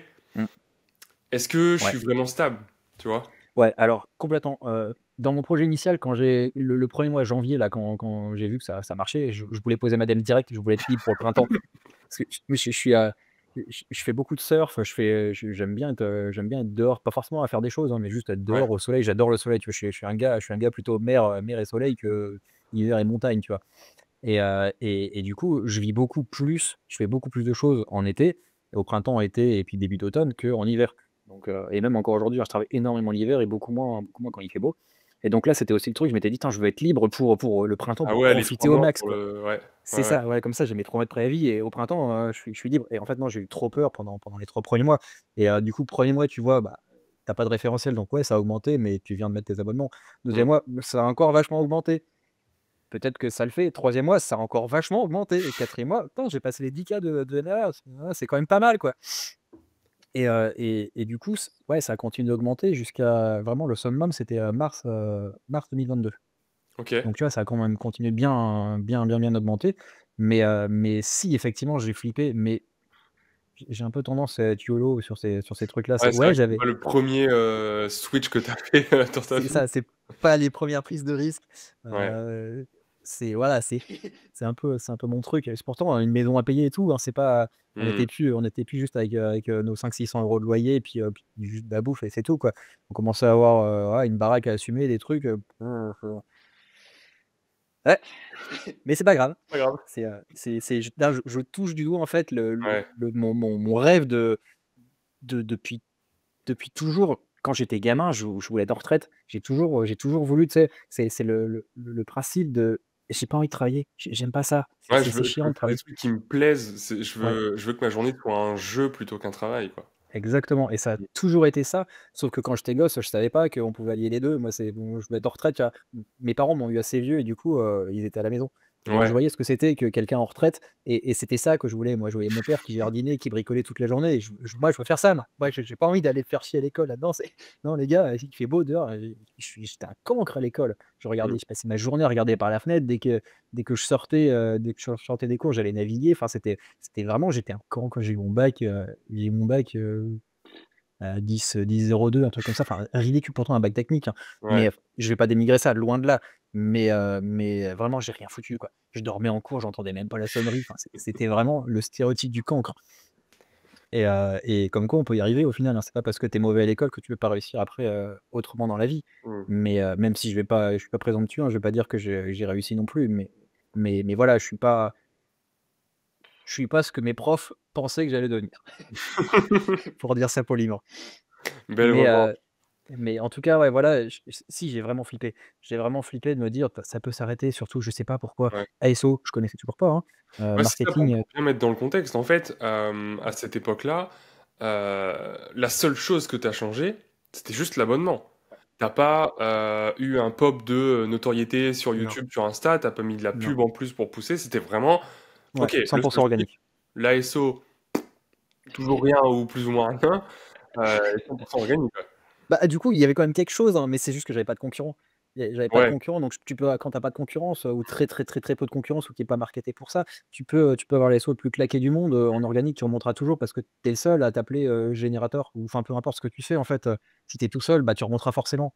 ouais, tout à fait. Donc ça, c'est chouette, surtout quand tu as des screenshots et quand tu as un titre qui décrit, ce que tu fais et ce que l'utilisateur veut faire. Ouais. Donc voilà, c'est pour ça, en fait, que je te dis, j'ai quand même eu de la chance là-dessus, c'est que j'ai pas eu à bosser, ce truc qui est quand même vachement pas évident, c'est pas intuitif la SEO, c'est pas un truc, puis c'est pas forcément alors maintenant je prends du plaisir à faire ça, mais c'est pas agréable, hein. Surtout quand tu es dev et que tu veux juste faire du dev. Toi, tu Mm. as envie de shipper des features, tu pas envie de te faire chier à faire ton petit ASO, tes petits machins. Et tu vois, à cette époque-là, je discutais pas toujours beaucoup avec Edouard, parce qu'il m'avait quand même énormément aidé. Il m'avait aidé à devenir indie, quoi. C'était fou. Et je discutais de tous ces trucs-là, qu'il me disait: «Mais vas-y, fais ça, fais ça». Donc c'était, tu vois, c'était cool. Il me donnait quand même un peu des tips. Il m'a vachement aidé là-dessus. Je vais pas dire Ouais, que c'était un t'as eu mentor, parce que encore une fois un mentor, en fait, en quelque sorte. ouais, c'est pas officiellement, mais enfin, une référence, tu vois? Ouais, si, c'est un mentor au final, c'est ça un Mm. mentor. Mais voilà, c'était mon modèle, tu vois? C'était vraiment, il y arrive et putain, c'est trop bien, quoi. Je vais pas dupliquer ce qu'il a fait parce que c'est complètement différent, ce qui est c'est Zap, mais c'est de l'aide quand même et puis ouais, tu as raison, c'est un mentor. Donc vraiment, tu vois, tu te retrouves à: «Ah attends, c'est bien, quoi, tu te souffles un peu ce que tu te dis. Ouais. Il y a peut-être un truc, quoi».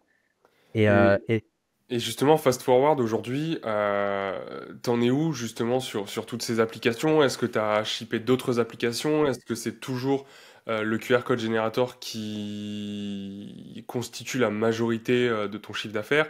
Enfin voilà, fais-nous un petit peu le paysage d'aujourd'hui sur ton profil App Store et justement, bah, qu'est-ce que tu as mis en place par la suite pour continuer à augmenter et surtout à pérenniser ces revenus mensuels? ouais. Heu, alors du coup, mes revenus mensuels, ils ont augmenté jusqu'à mars 2022. Comme je te disais, le plafond, c'était 21 600 de MRR. Ouais, Donc vraiment et là, à ce moment-là, j'ai commencé à avoir de la concurrence. C'est là où ça a ouais, pas été tu vois, les lacunes en marketing, en ASO, c'est là où ça a piqué et que j'ai mis un temps infini à comprendre vraiment ce qu'il fallait faire, comment bien faire. Parce que c'est pareil, aujourd'hui, tu as plein de ressources, tu as plein de chaînes YouTube. J'étais pas sur Twitter. Je me suis mis, sur Twitter il y a pas peut-être en juin cette année mmh, et du coup, voilà, je tous ces trucs-là, j'avais pas forcément de sources, de ressources à comment tu fais ça? Comment ça marche en fait l'ASO? Voilà, le mot, l'acronyme, je l'avais à peine entendu et je savais pas faire. Donc j'ai mis vraiment énormément de temps à comprendre ce que c'est, à comprendre comment faire et puis surtout à mal le faire parce que forcément quand tu commences un truc, tu le fais pas bien et en attendant, en face, j'avais un mec, du coup, c'est toujours mon principal concurrent. Je peux pas je peux pas l'accuser de ça, même si, je vois pas comment on peut avoir autant de reviews, en si peu de temps, mais il a acheté des reviews, c'est clair et mmh, net. Tu vois des extraits de poèmes dans les reviews sur App Store, tu vois énormément de notes. C'est pas fair comme truc, tu vois? C'est ouais. pas, c'est pas très legit comme approche, mais bon, il a fait, ça marche très bien et ça marche très, très bien pour lui aujourd'hui. C'est tant mieux, hein, c'est 100 ma faute. Je m'en mords toujours les doigts, heu, plus jamais de la vie je refais les mêmes erreurs, mais c'est comme ça, c'est le jeu en fait, tu un concurrent, il a mieux fait que toi, bah, il a gagné, c'est tout, point. Et c'était quoi pour toi, les erreurs que tu as faites à ce moment-là sur ce projet-là qui t'ont fait un petit peu, baisser, ce MRR? Bah, pas me focus sur, pas comprendre en fait vraiment le core feature, le core problème de mes utilisateurs, Mmh, sur cette app-là. C'est pourquoi ils la téléchargent, pourquoi ils ont besoin de ce truc-là. En fait, moi, j'étais vraiment sur une app, c'est faite par un dev, hein, évidemment, par un techos. J'ai vraiment un profil tech au final, même si je m'intéresse au design, au marketing, et cetera, j'ai quand même un profil tech, c'est ce que j'aime faire. Moi, j'aime me lever et faire du code. Si on met une tâche marketing, une tâche de code, je fais la tâche de code. Il y a pas de débat là-dessus. Mais du coup, j'ai oublié où est-ce qu'on en était. Putain, il faut non, vraiment que je sur les erreurs et ouais. hem et ce côté marketing pour toi, il aurait fallu le faire dès le début ou enfin et est-ce qu'il aurait fallu le faire dès le début et toi, tu as pu ne pas le faire parce que tu es tombé, on va dire, sur, le bon, nom Le bon filon. d'application tout simplement, ce qui fait que la Ouais. SEO quand même est quand même relativement Mmh. bien optimisée sans forcément, t'en rendre compte. Ou est-ce que c'est plutôt quelque chose sur lequel il faut réfléchir, l'aspect marketing, Ouais. plus Ah, tard 100. et lancer une app et une Ah, deuxième et une troisième et une troisième et après on verra justement celle qui pousse, non. parmi toutes Non, celles. ça par contre, c'est le truc, on en reviendra là-dessus après, mais non, non, c'est une connerie, hein. Ce que les autres, disent, peu importe le domaine, c'est la vérité. Il faut Ouais. d'abord faire du marketing. Tu pars d'une idée évidemment, hein, enfin, personne, enfin, tu vas pas faire du marketing dans le vide, mais faut avoir trouvé une idée, soit de ton chapeau, soit, en discutant avec des gens, soit en entendant des choses, soit peu importe, mais tu pars d'une idée et tu fais ton marketing là-dessus. Tu regardes les concurrents, tu regardes, si le mot-clé est populaire, tu regardes qu'est-ce que tu peux apporter de plus toi en faisant ton produit. Mmh. Ce qu'il faut pas oublier, c'est que toi, ton but derrière, c'est d'être indie dev. C'est pas tu veux pas faire une startup, tu as pas des millions de budget de marketing, des VC, qui derrière toi et puis des cofondateurs qui sont calés en marketing, en communication, machin. Non, toi, tu es juste une dev, tu veux faire ton app, le goal de tout indie dev, c'est le 10K de MRR et bah, ouais, c'est ça, tu vois? Tu veux faire ce truc-là, donc jamais de la vie tu vas te retrouver à faire, le nouveau Facebook, le nouveau Insta ou le nouveau je sais pas trop quoi. C'est des beaux projets, hein, sûrement, mais c'est pas des projets pour un indie dev. Ça, c'est si tu veux faire ça, tu te mets le doigt dans l'œil, quoi, non, ça marchera pas. Donc non, Et vraiment, et c'est justement, imaginons, voilà, moi je sors d'une formation ou alors je suis dev dans une boîte, j'ai quelques side projects, j'ai envie de les lancer, mais je me dis, bon, je sais pas trop, je sais pas si ça va marcher, est-ce que je perds 1 mois par projet, puis j'en ai 6 et du coup je perds 6 mois à tous les lancer, je vois ce que ça donne, ou est-ce que au contraire, toi, tu aurais un petit peu une recette magique, entre guillemets, évidemment qui ne marchera pas à tous les coups, mais ce serait quoi, toi, on va dire, les 3 4 5 6 étapes que tu suivrais si aujourd'hui tu avais un nouveau projet à lancer pour, on va dire, valider l'idée ouais. avant de te lancer dans la première ligne de code. Pour le coup, des projets à lancer, c'est plutôt le temps qui manque, pas les projets. Mais, du coup, c'est un bon problème, hein. Mais, ouais, effectivement, maintenant et au final, c'est quand même assez récent, hein. Ça fait moins d'un an que j'ai vraiment cette stratégie-là. Mais, aussi parce que du coup, il y a un super tools qui existe maintenant, c'est Astro. Mmh. Si tu connais pas Astro, télécharge Astro. Vraiment, c'est bien. J'ai un petit lien affilié s'il jamais. Mais On mettra dans la description. ça marche. Mais non, vraiment, c'est un tool. C'est 99 balles par an.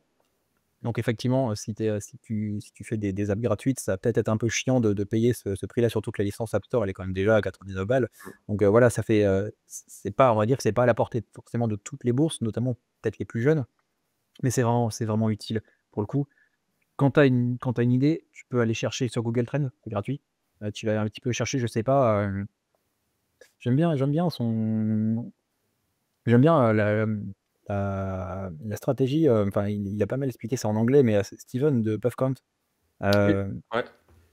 du coup, quand tu regardes un petit peu sur lui comment il a fait, bon du coup c'est plus lui qui code, là-dessus, mais c'est du coup rechercher, tu as ton truc, tu cherches un peu tes trends sur TikTok, tu cherches un peu tes trends sur Google Trends, tu regardes un petit peu quels sont les mots-clés qui peuvent le mieux marcher du coup.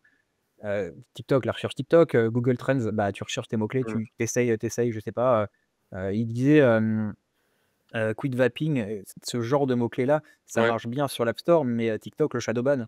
ouais. Donc bah, autant pas le mettre, donc il faut essayer de trouver des trucs où, bah, en fait, tu as des vidéos qui font des vues.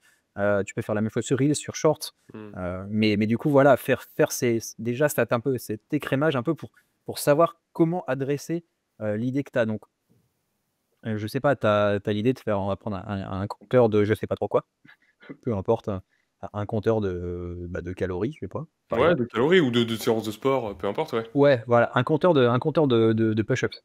Allez, Ti je pense que c'est un peu claqué, c'est pas ça doit pas faire grand il y en chose a eu beaucoup. oui, il y en a beaucoup, ça doit pas faire grand chose en sous, enfin ça fait pas grand chose que j'ai déjà regardé. Mais du coup, tu fais ton truc là comme ça, tu vas aller chercher un peu comment, toi tu te dis: «Bah, j'appelle ça un compteur de pompes», mais Mmh. bah, du coup un push-up counter. Mais peut-être que ça s'appelle différemment, peut-être que tu as d'autres mots-clés. Quand tu Les regardes sur Google mots-clés, Trends, tu as des suggestions, tu vois? Tu tapes ce truc-là, il te donne d'autres suggestions, donc de fil en aiguille, en fait, tu remontes sur son truc, tu regardes les pays où c'est populaire, peut-être que d'autres pays connexes, machin, ils vont avoir le mot-clé qui va remonter. Ensuite, les mots-clés que tu peux avoir, tu vas les basculer dans Astro. Astro, du coup, c'est un tools d'ASO qui est relativement bien foutu et simple d'utilisation, parce que tu mets un mot-clé et ça va te ressortir la popularité et la difficulté de ce mot-clé-là. Et du coup, tu viens, par exemple, bah, là, tu as ton push-up counter, tu viens mettre, ton mot-clé push-up counter dans ton petit logiciel d'ASO, donc moi, j'utilise Astro et très bien, voilà, mais si tu en as d'autres, peu importe, hein, il y en a plein, ils sont souvent plus chers par contre, mais tu en as plein. Tu mets ton truc, tu regardes la difficulté, la popularité. Si tu as une difficulté de 5, bah, enfin, une popularité de 5, pardon, bah, change de mot-clé, quoi, c'est pas le mmh. bon mot-clé. Il Donc y a pas tu de des recherche, le volume de recherche des utilisateurs pour que toi, tu arrives à tirer ton épingle du jeu, ouais. exactement, parce que si tu personne qui a l'application et si tu vois sur le côté le nombre d'applications qui rankent sur ce mot-clé-là, Mmh. si tu en as 2, bah, il y a pas de besoin en fait, Ouais. ça existe pas. Je dis pas que ça, c'est une bonne stratégie qui peut être faite aujourd'hui en 2024-2025, enfin, tu fais du contenu en fait. Si tu penses vraiment que c'est quelque chose qui marche et que tu as vu ce mot-clé-là sur TikTok ou que tu sais que c'est quelque chose qui peut marcher en trends ou machin, les trends, c'est un peu compliqué à gérer, mais si tu sais que tu peux faire du contenu autour de ça, du contenu viral, tu t'en fous de la SEO en fait. Ton Ouais, parce qu'on trafic, il parlait, viendra de Steven juste avant, ouais, encore une fois, on mettra le lien dans la description. Lui, c'est vrai qu'avec son application, qui permet, d'arrêter, le vaping, la cigarette électronique, c'est ça. c'est vrai que sa stratégie est très axée sur la création de contenu. Ouais. Alors je sais pas s'il fait de la création ou de la curation de contenu, s'il crée lui-même ses contenus ou s'il reprend des TikTok et des shorts, d'autres créateurs. Mais peu importe, ça à la limite c'est un détail d'implémentation. Et c'est vrai qu'il y a aussi beaucoup cette stratégie où c'est de l'organique, mais c'est pas de l'organique App Store, c'est de l'organique C'est sur les réseaux sociaux. Et ça, effectivement, on voit aujourd'hui que bah, les créateurs de contenu sont de plus en plus à la mode. Et aujourd'hui, créer un compte TikTok avec je ne sais combien de milliers de vues par jour, ou pareil sur Instagram, c'est à la portée de tout le monde. Ça se fait pas en un ouais, claquement de doigts, mais c'est à c'est la ça. portée de tout le monde. C'est ça. En fait, c'est la même chose que d'apprendre le dev, c'est globalement à la portée de tout le monde. Je suis pas forcément d'accord avec ça, il y a des gens qui sont pas faits pour être dev, c'est tout. Ouais. C'est pas qu'ils sont bêtes ou ils sont juste pas câblés pour ça. Mm. Tu as des gens littéraires, tu as des gens scientifiques, des gens qui savent coder, qui sont prédisposés à coder et d'autres non. Voilà, c'est comme ça. Mais en tout cas, tout le monde peut le faire, tout le monde peut y arriver. Si tant est que tu sois un petit peu câblé là-dessus, bah, la création de contenu, c'est la même chose et c'est ça aussi, la grosse opportunité. Alors, c'est plus nouveau maintenant, hein, que la création de contenu, c'est une super opportunité, mais ouais, effectivement, tu peux être nul en ASO, tu peux être très mal ranké en ASO, être très bon en création de contenu et taper le million d'ARR sans problème. Hmm. Voilà. Mais là, en tout cas, ce qu'on parlait, c'était vraiment plutôt le côté ASO. Parce que là, c'est que je pense le plus simple pour un développeur débutant à mettre en place. Plus simple entre guillemets, évidemment, mais quand même le plus accessible en tout cas. Juste, donc du coup, tu cherches tes mots-clés qui sont quand même relativement populaires, donc plus de 20, c'est bien en popularité, c'est une échelle de 0 à 100. Plus de 20 en popularité, moins de 50 en difficulté, c'est un peu le truc qui revient et voilà, c'est plutôt quelque chose qui fonctionne et tu vas regarder ensuite tes compétiteurs, les 10 premiers, tu as, le titre de l'app et le sous-titre de l'app. Tu vas regarder si ton mot-clé, il est dedans. S'il est Hmm. dans aucun des titres, mais ça, c'est trop bien, vas-y. Si par contre tu l'as dans deux trois titres, tu sais que tu vas pas pouvoir ranker vraiment très haut, mais tu pourras quand même tirer ton épingle du jeu. Je dis Ouais. pas que tu vas faire 10K, mais tu pourras peut-être faire 100, 200, 500, 1000, peut-être 2000 de MRR. Donc voilà, c'est des choses, c'est bien en fait. Faut pas. Peut-être que les gens aussi aujourd'hui ont beaucoup l'envie, ou ça a peut-être toujours été le cas, hein, mais tu te lances dans un truc, tu fais all-in, tu veux faire des millions de vues, tu veux faire des milliers ou des millions de dollars de ventes, tu veux tout le temps les gros chiffres parce qu'on voit les gros créateurs, on voit les gros chiffres qui sont partagés et en fait ça donne envie, tu as envie de faire ça et du coup si tu n'y arrives pas, tu te décourages vite, mais faut pas, enfin c'est à mon sens pas la bonne stratégie. La bonne stratégie, c'est qu'il faut partir petit, il faut accepter de faire 3 vues et le téléchargement. Parce qu'on est tous passés par là. Parce que tu encore des startups qui lancent des apps, elles ne gagnent pas d'argent. Et Hmm. c'est peut-être même un peu la base d'une startup de ne pas gagner d'argent, mais d'en cramer énormément. Et c'est comme ça, c'est OK.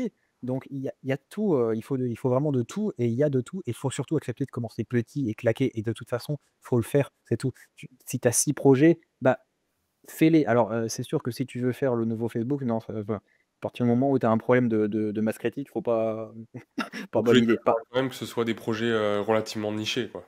Ouais, relativement niché et que tu peux adresser toi et qui peuvent être fonctionnels sans problème. Vraiment la masse critique, hein, c'est Ouais. si tu as besoin d'avoir beaucoup d'utilisateurs et en même temps que tu as besoin d'avoir beaucoup d'utilisateurs pour avoir beaucoup de clients dans l'autre sens, c'est pas bon, hein. Hmm. Des Hello Les Voisins et compagnie, marketplaces, réseaux sociaux. ouais, très, très, très, très compliqué et pas bonne idée, vraiment pas bonne idée. Tant que Sauf t'as si pas tu es une une base startup. d'utilisateurs, en fait, Non. soit une communauté sur Instagram ou sur TikTok, là, effectivement, pourquoi pas. Mmh. Mais tant que t'as Et pas de encore prérequis. et encore entre la personne qui dit: «Ouais, c'est cool ton projet», et la personne qui va mettre sa CB pour payer, il y a il y a un monde infini. Je sais plus qui c'est qui dit ça en marketing, mais c'est le meilleur moyen, c'est tu fais ton lancement inversé. C'est peut-être Marketing Mania ou Antoine BM, Ouais, ouais, je ouais. sais plus. Fais une landing page et mets un formulaire de carte de crédit. Si les gens Mm. mettent leur carte de crédit, ton projet, il vaut la peine, c'est Et Marketing Mania. ensuite, tu crées le produit. C'est ça. C'est vrai, tu peux pas faire ça en app, tu peux faire des préventes, mais ça marche pas les préventes. Ouais. Enfin voilà, c'est une bonne stratégie, mais du coup, tu peux la faire dans l'autre sens. Tu vends un projet sur les réseaux sociaux et si tu vois que les gens sont un peu hypés par le truc, bah, ça vaut peut-être le coup de le construire. Faut être bon en création de contenu. Ouais. Mais en Et, tout cas, du euh, coup, pour notre et partie ASO, ouais. Et justement, est-ce que tu aurais, en parlant de projet et d'ampleur de projet, est-ce que tu aurais une durée, on va dire, maximale d'estimation, bien sûr, à partir de laquelle tu te dirais, bon, ok, le projet est trop ambitieux, je peux pas lancer ce projet-là en tant que premier projet ou deuxième projet, mais tu sais, une petite limite ouais. temporelle pour te forcer, bah, d'une part, à réduire le MVP, la version 1 de ton application, et en même temps te dire, bon, c'est peut-être un projet qui est assez bien niché pour pouvoir justement le pusher et qui génère des petits revenus complémentaires. Ça, quand tu jamais fait d'app ou quand tu es au début, c'est très, très compliqué à juger Ouais. le temps que tu peux passer et à quel point ça va prendre du temps, que ça va être compliqué. Mais en général, bon truc, faut pas passer plus d'un mois sur ton MVP. Si Hmm. tu passes plus d'un mois sur ton MVP, c'est plus un MVP. Ouais.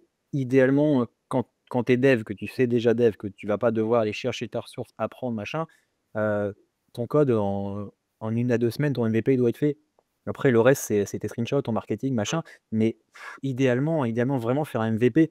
Si ton truc est trop long à faire, peut-être que ça a un intérêt, de percer, de passer beaucoup de temps là-dedans. C'est quand même un risque, quoi, parce que des projets moi aujourd'hui, je dois avoir 15 ou 16 apps, je sais plus. Je crois que c'est 15. Là-dedans, il y en a beaucoup qui ne marchent pas. Mmh. Voilà, c'est un fait. Les projets, je je sais pas et je pense pas qu'il y ait de stade vraiment à sortir là-dessus, mais si tu as 10 de tes projets qui fonctionnent, bah, c'est cool. Mais il faut avoir 10 projets pour en avoir un qui fonctionne Ouais. et un qui fonctionne, c'est pas forcément faire 10K, ça peut être juste, 2-3, 4, 5K. Ce qui est déjà bien, hein, mais en fonction de tes ambitions, c'est pas forcément ça. Donc vaut mieux miser sur des petits projets où tu as identifié un problème. Peu importe de la manière dont tu l'as fait, mais tu as identifié ton problème, tu as trouvé, des concurrents, tu as entendu parler d'eux, tu as regardé un petit peu les reviews et tu t'es rendu compte que, bah, le problème était bien adressé, mais qu'il y avait un petit segment qui était à prendre quand même et donc que tu peux nicher ta version là-dedans ou juste le design est dégueulasse. Enfin, tu as plein de choses dans lesquelles tu peux venir toi te nicher là-dedans. Une fois que tu as fait ton truc comme ça, que tu as fait que tu as validé ton idée avec, du coup, en faisant une petite recherche ASO, ça prend 5 minutes à faire ça. Peut-être pas 5 minutes, mais ça prend un quart d'heure, à faire ça et à savoir à peu près tes mots clés. Si en plus, du coup, tu arrives à mettre ça dans ton titre, mais c'est enfin, c'est pépitaf et à partir de là, bah, fais un projet rapide, 1 semaine, 2 semaines de code et c'est tout et après, c'est vrai que moi, je suis biaisé aussi parce que je suis full time là-dessus donc 1 semaine à 2 semaines, c'est une Ouais, semaine à ouais, 2 oui, semaines il de faut temps le plein. time à chaque fois. Mais du coup, déjà, si tu arrives à passer, tous tes week-ends pendant un mois, bah, tu as déjà quelque chose qui ressemble à un projet d'1 semaine, le temps de se remettre dedans, machin. Mais c'est bien et faut arrêter de vouloir, être à la perfection du truc, du petit détail, de la micro-animation. C'est chouette, les belles animations, les belles UI, tout ça, c'est top, hein. Mais l'utilisateur, ce qu'il veut déjà, c'est une réponse à son problème. Si tu arrives à répondre à son problème avec une interface qui est pas ouf, fais ça, Ça t'est améliore pas ton résoudre le interface et problème, tu ouais. auras juste plus d'utilisateurs contents. Si tu fais une belle interface, mais que tu réponds à aucun besoin, les gens, ils vont même pas télécharger ton application et ils verront même pas ta belle petite animation sur ton beau petit bouton. Ouais. C'est con, mais c'est la vie, c'est voilà et ça, c'est peut-être un truc qu'on a quand même pas mal de chance aujourd'hui, notamment avec les IA, c'est que tu peux discuter, tu peux brainstormer avec ton chat GPT ou ton Claude ou peu importe, hem et tu peux: «Ah tiens, j'ai cette idée-là, j'aimerais bien faire ça comme ça, qu'est-ce que tu en penses? Machin, tu aurais des idées de mots-clés, comment je pourrais trouver ça?» C'est un super assistant. Il est moyen partout ChatGPT, mais du coup, c'est suffisant parce qu'entre moyen et personne, bah, vaut mieux moyen. Ouais, Après, à pas toi juste de les de moyens, mais savoir, partout, quoi. ouais, mais au moins tu as déjà une base. Tu pars pas du néant à te dire: «Je sais pas quoi faire». Même, je sais pas quoi faire, tu demandes à ChatGPT: «Je suis développeur, j'aimerais bien faire des idées d'app». Je suis sûr qu'il va réussir à te trouver des petites niches, des petits trucs et que si Ouais. tu fais bien les choses après, hein, en faisant tes recherches de mots-clés, machin, de concurrents, peut-être que du coup, tu vas réussir à avoir, à avoir quand même une idée d'app. Donc j'ai pas essayé pour le coup ça, parce que comme je te disais, j'ai trop d'idées, c'est chiant, mais c'est enfin voilà, c'est ça pour le coup, c'est peut-être un petit peu présomptueux, mais j'ai quand même beaucoup d'idées Je pense que tous les et devs sont un peu dans ce cas-là aussi, hein. ouais, ouais, c'est clair. Mais du coup, voilà, c'est cool, ça te fait un backlog, mais en plus, c'est des backlogs avec des mots-clés qui reachent bien, donc c'est, Mmh. voilà, c'est des bons problèmes. Mais quand tu sais pas partir, quand tu sais pas d'où partir, bah, enfin, ce truc-là, tu cherches un petit peu, tu te balades sur l'App Store, tu regardes les apps tendances, tu vas sur TikTok, tu regardes les apps qui sont mises en avant. Il y a plein de petites techniques. Mais par contre, il y a un truc qui est vraiment, vraiment important, c'est savoir s'ennuyer.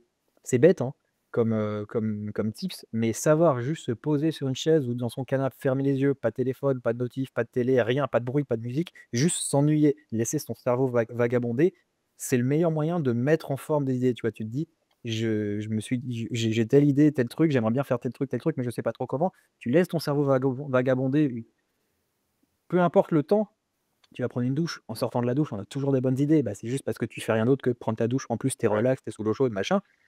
Tu laisses ta tête un petit peu voilà, processer un peu toutes les idées que tu peux avoir. Ça met en forme les choses et ensuite tu peux être beaucoup plus efficace, soit à aller chercher du coup d'autres mots-clés, d'autres concurrents, d'autres machins, soit à trouver une solution à ton problème technique, Mmh. soit avoir une bonne idée de tiens, un vecteur de marketing là-dessus, de communication. L'ennui, c'est quand même un bon petit hack. Mais voilà, c'est un truc, aujourd'hui, c'est vraiment pas facile de savoir s'ennuyer Ouais, avec tout, carrément. hein. Et pardon, avec le recul, tu dirais que le plus intéressant pour quelqu'un justement qui se lance, c'est-à-dire qui n'a pas encore d'application qui génère 1 ou plusieurs milliers d'euros de MRR, euh, la stratégie la plus intéressante à adopter pour ce profil-là, pour toi, ce serait d'aller all-in dans une application et d'avoir un plan B, que ce soit des missions en freelance, du salariat, etc., peu importe, ou de planter toutes ces petites graines pour justement avoir le 10%. Parce que c'est vrai que toi, dans ton cas, il y a eu la première application, parce que bon, c'était pas la première application que tu as publiée, mais on peut la considérer comme le premier vrai side project, qui a tout de suite fonctionné. Est-ce que pour toi, c'était un coup de chance et que si lui n'avait pas marché, tu aurais dû lancer le premier, le deuxième, le troisième et le QR Code Generator aurait été le quatrième? Ou est-ce que, au contraire, peut-être que les revenus générés par le QR Code Generator de ta première application ont baissé parce que après tu t'es éparpillé? Tu vois, comment tu vois ça Mmh, avec le recul c'est une très bonne question. Effectivement, je me suis un peu éparpillé, mais pas forcément dans les projets. Ouais, Alors, je me suis un peu éparpillé en construisant des fonctionnalités qui étaient peut-être pas attendues par les utilisateurs, mais qui me demandaient beaucoup de temps et beaucoup de compétences que j'avais pas, ok. notamment du coup des QR codes dynamiques, donc des QR codes que tu peux changer le contenu une fois qu'il est publié. Donc ça, c'est vachement bien, mais c'est quand même assez niché comme problématique. Sauf qu'à l'époque, toujours pas de ChatGPT, hein, moi toujours pas dev web, JS, connais pas. Ouais. Et du coup, j'ai mis énormément de temps à construire cette fonctionnalité-là pour au final, elle fonctionne si tu veux, mais c'est un tiers des utilisateurs qui utilisent ce truc-là. Mm. Les 2 autres tiers, bah, ils utilisent pas ça. Donc voilà, j'ai peut-être passé beaucoup, beaucoup, beaucoup de temps. J'ai mis quelque chose comme 1 an et demi à la sortir cette fonctionnalité entre Ouais. pas travailler à plein temps là-dessus, à faire d'autres trucs, mais en full time, j'ai dû mettre 6 mois. Donc, Vraiment, en c'est fait, ça a long, quoi. doublé ton MRR, quoi. Non, ça a pas doublé mon RMR, non. Donc c'est pourtant j'avais l'espoir, mais non, c'est mal. En Ouais. plus, la concurrence est arrivée à ce moment-là, donc c'était pas géré. Et par contre, non, ça, c'est un vrai truc. Le jour où, j'exagère sur le jour, mais du coup, j'étais libre, j'étais plus engagé, enfin, j'étais full time indie, le 30 juin 2021 du coup. 2 semaines après, je refaisais ma salle de bain pendant 3 mois, tu vois? Mm. Pas bon plan ça. C'est des revenus automatiques parce qu'effectivement, tu échanges pas ton temps contre de l'argent, c'est vrai. Tu gagnes de l'argent pendant que tu dors, en l'occurrence, moi, c'est mon cas. Mais il faut quand même, se maintenir à la page parce que tes Mm. concurrents, eux, ils bossent derrière. Eux, ils vont cravacher d'autant plus dur qu'ils sont voilà, c'est l'outsider, quoi. Tu vas chercher à dépasser le mec établi et surtout, en l'occurrence, là, pour moi, c'était pas trop compliqué. Mais, mais voilà, tes concurrents, ils bossent, les algos de l'App Store, évoluent, la SEO, ça évolue, le marketing, ça évolue. Tu as des trucs genre les réseaux sociaux genre TikTok qui apparaît, c'est Ouais. des nouvelles choses. Il faut pas se reposer vraiment là-dessus. On est un peu formaté, en tant que dev, en tant que tech, à faire de la veille. Tu cherches un peu, tu écoutes les nouvelles technos, les nouveaux machins, les nouveaux frameworks, le blablabla, tous ces trucs très cool quand tu es dev, mais qui au final, enfin ton app, elle est codée en SwiftUI, en UIKit ou en Objective-C, bah, pour Ouais, l'utilisateur, c'est la même l'impression chose. dans une boîte où, qui est dans une phase de pseudo-reconversion, quoi. Ouais, c'est ça. C'est c'est pas là, c'est en fait, le il faut savoir s'extraire un peu de ce formatage que tu as en tant que dev et te dire que ta veille, tu dois pas la faire que sur la tech, mais tu dois la faire sur tout le reste aussi. Tu Mm. dois faire sur le marketing, sur la vente, sur la communication, sur les algos, sur les machins. Tu as plein de trucs en fait. Tu es ton patron.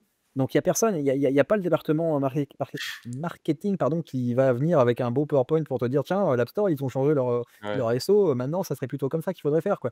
Personne te non, c'est toi. Si tu fais pas, tu fais pas. Si tu as pas de voilà.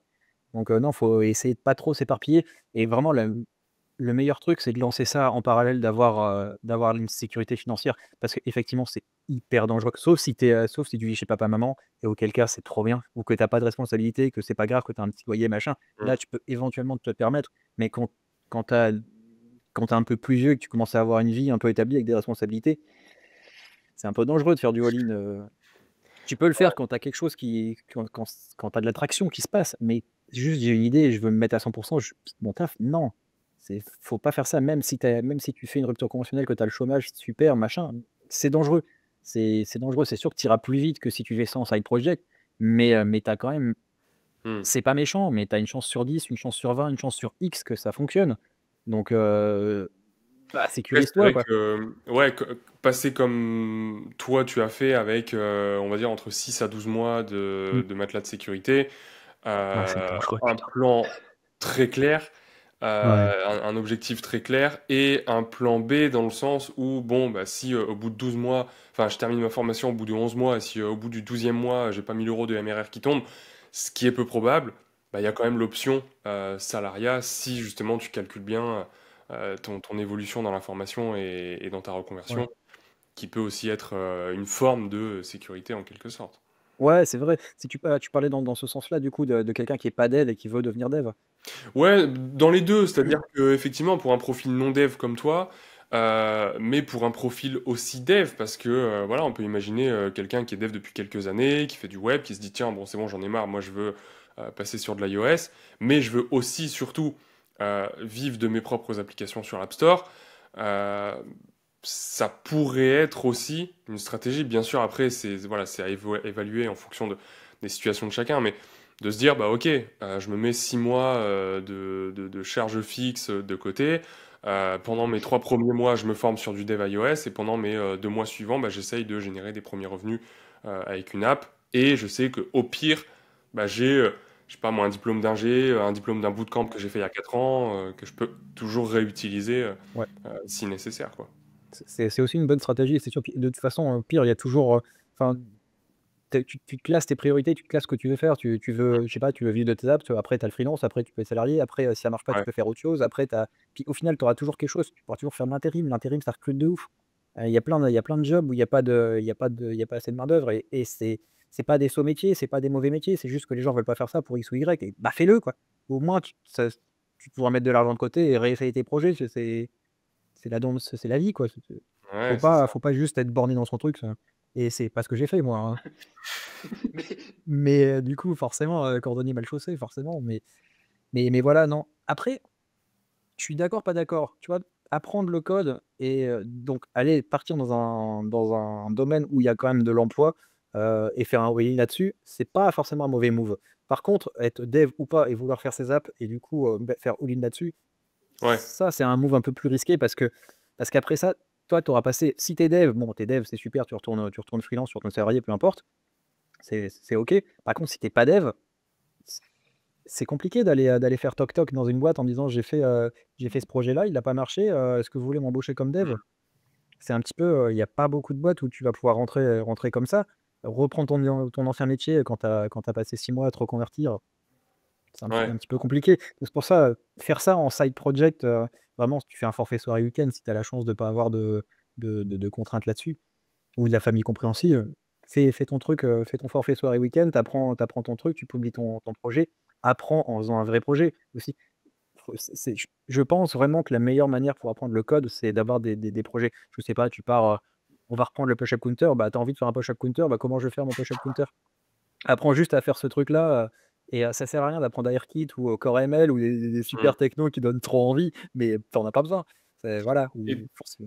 tu penses pas justement que le fait de pusher ton app sur l'App Store parce que tu as cet objectif de vivre d'une première, une deuxième, une troisième application et te lancer en tant que dev indépendant, ça peut être aussi, un peu comme dans ton cas, une forme de validation de diplôme qui te permettrait d'aller devant une boîte et de dire, bah écoutez, oui, j'ai peut-être pas un diplôme bac+5, oui, j'ai peut-être pas fait une grande école d'ingénieur, oui, le bootcamp que j'ai fait n'est peut-être pas ultra reconnu, mais il y a ce titre RNCP, il y a cette validation, il y a cette reconnaissance de l'État, plus mon projet qui est sur l'App Store, regarder un petit peu ce qu'il y a dessus, peut-être qu'il y a 100, 200, 300 utilisateurs. Tu vois, est-ce que pour toi, ça vaudrait pas en quelque sorte Si, une partie du diplôme quand tu fais une reconversion? si, moi quand je te parlais de diplôme, je mettais les titres RNCP dedans, hein. Je Ouais. parlais pas forcément du type d'ingé, mais là, quand je te disais son diplôme, c'est le mec qui s'est formé avec des cours sur Udemy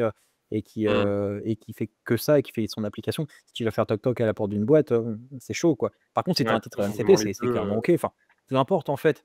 Mais du coup, ouais, là, dans ce cas-là, si, je te rejoins à 100% là-dessus. Ok. Si, carrément, c'est génial. Et même les boîtes aiment ça. Alors, pas toutes, hein, notamment, souvent, les ESN, elles aiment bien les ingés tout frais sortis Ouais. de leur école, qui n'ont jamais touché une ligne de code, mais c'est pas grave, ils vont apprendre. C'est pas en ESN que tu fais le meilleur code non plus, mais Hmm. effectivement, souvent, les boîtes aiment bien des gens qui ont fait des projets pour une raison toute bête, c'est que les mecs, ils ont cherché à faire un truc. C'est peut-être pas le mieux codé, c'est peut-être pas la meilleure idée, c'est peut-être pas le meilleur design, mais ils ont fait un truc et ça te montre une volonté une passion que tu as derrière le code. C'est pas juste, tu pas juste appris à coder pour apprendre à coder parce que bon, pourquoi pas. Ah, une Voilà, forme d'autonomie aussi. Ouais. ça montre de l'autonomie, exact, tu as raison. Mais vraiment, c'est 100 bénéf de faire ça, effectivement. Et oui, complètement, si tu as un bootcamp un peu importe le bootcamp, alors je vais pas pas des cours sur Udemy, hein, mais si tu sors d'un bootcamp et que tu as mis 1 ou 2 applications sur l'App Store, oui, effectivement, c'est pépite et tu as autant de chance, je pense, alors qu'aujourd'hui, je sais pas, parce que ça fait quand même longtemps que je suis plus sur le domaine du travail, surtout là, avec la crise qu'il y a eu l'année dernière, avec tous les licenciements des profils seniors, je sais pas. Hmm. Mais je pense quand même que c'est pépite et que tu as toutes tes chances parce que effectivement tu sais faire, tu es autonome et tu as la niaque, quoi. Tu peux le prouver. Tu peux le prouver avec du code. Si tu le mets en open source, en plus, c'est encore mieux parce que le recruteur ou le lead ou peu importe la personne que tu peux avoir en face peut aller voir ton code et donc du coup peut avoir une idée de qu'est-ce que tu es capable de faire finalement. Ouais, Donc si, carrément. 100%, 100%. Mais ça, c'est ça, moi je suis et non pas parce que je l'ai fait, mais parce que je pense vraiment que c'est la meilleure manière d'apprendre. C'est faut faire des trucs, être assis. Et toi, tu as fait une école d'ingé, du coup, je pense que tu vois bien ce que je veux dire, mais être assis derrière comment ça s'appelle, son bureau, à regarder un prof qui écrit des trucs au tableau et à faire du code sur papier, c'est débile. J'allais le dire. C'est l'ineptie sans nom Ouais. de faire ça. Personne ne fait ça. T'as Benjamin de Code qui fait des petites vidéos sur les tests techniques avec j'ai oublié le site sur lequel il fait ça, mais avec les algos à la con que tu en as jamais besoin dans la vraie vie et c'est Hmm. comme ça, il faut bien faire le tri. Mais l'école d'ingé, c'est le même principe, ça sert à rien.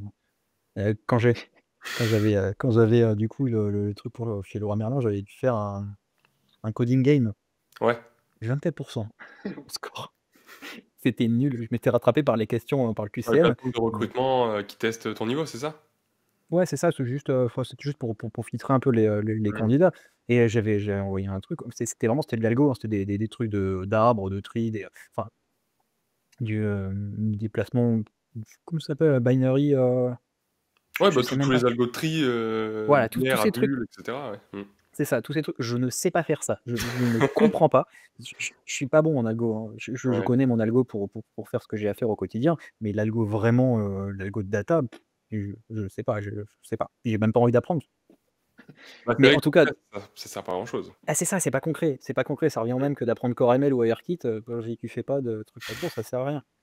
Mais en tout cas, non, du coup, j'avais réussi aucun des exercices de code et j'avais juste envoyé après un mail, au recruteur en lui disant: «C'est cool votre truc, on vous avez besoin d'un dev pour faire du dev iOS, du dev, mobile, du dev front et vous nous évaluez sur des algos, éventuellement sur des Le serveurs» tri. et encore, c'est ça, je suis même pas sûr qu'eux, ils aient implémenté ça quelque part Ouais. dans leur code base. Donc c'est con et ça leur avait bien plu, du coup, j'avais pris le score quand même. Mais c'est vrai, c'est dommage et du coup, c'est voilà, non, faut pratiquer, faut vraiment le code, ça s'apprend en pratiquant, ça Ouais. s'apprend en faisant des projets, en se cassant la gueule surtout. Fais des trucs qui marchent pas, c'est la meilleure manière de savoir faire après, quoi.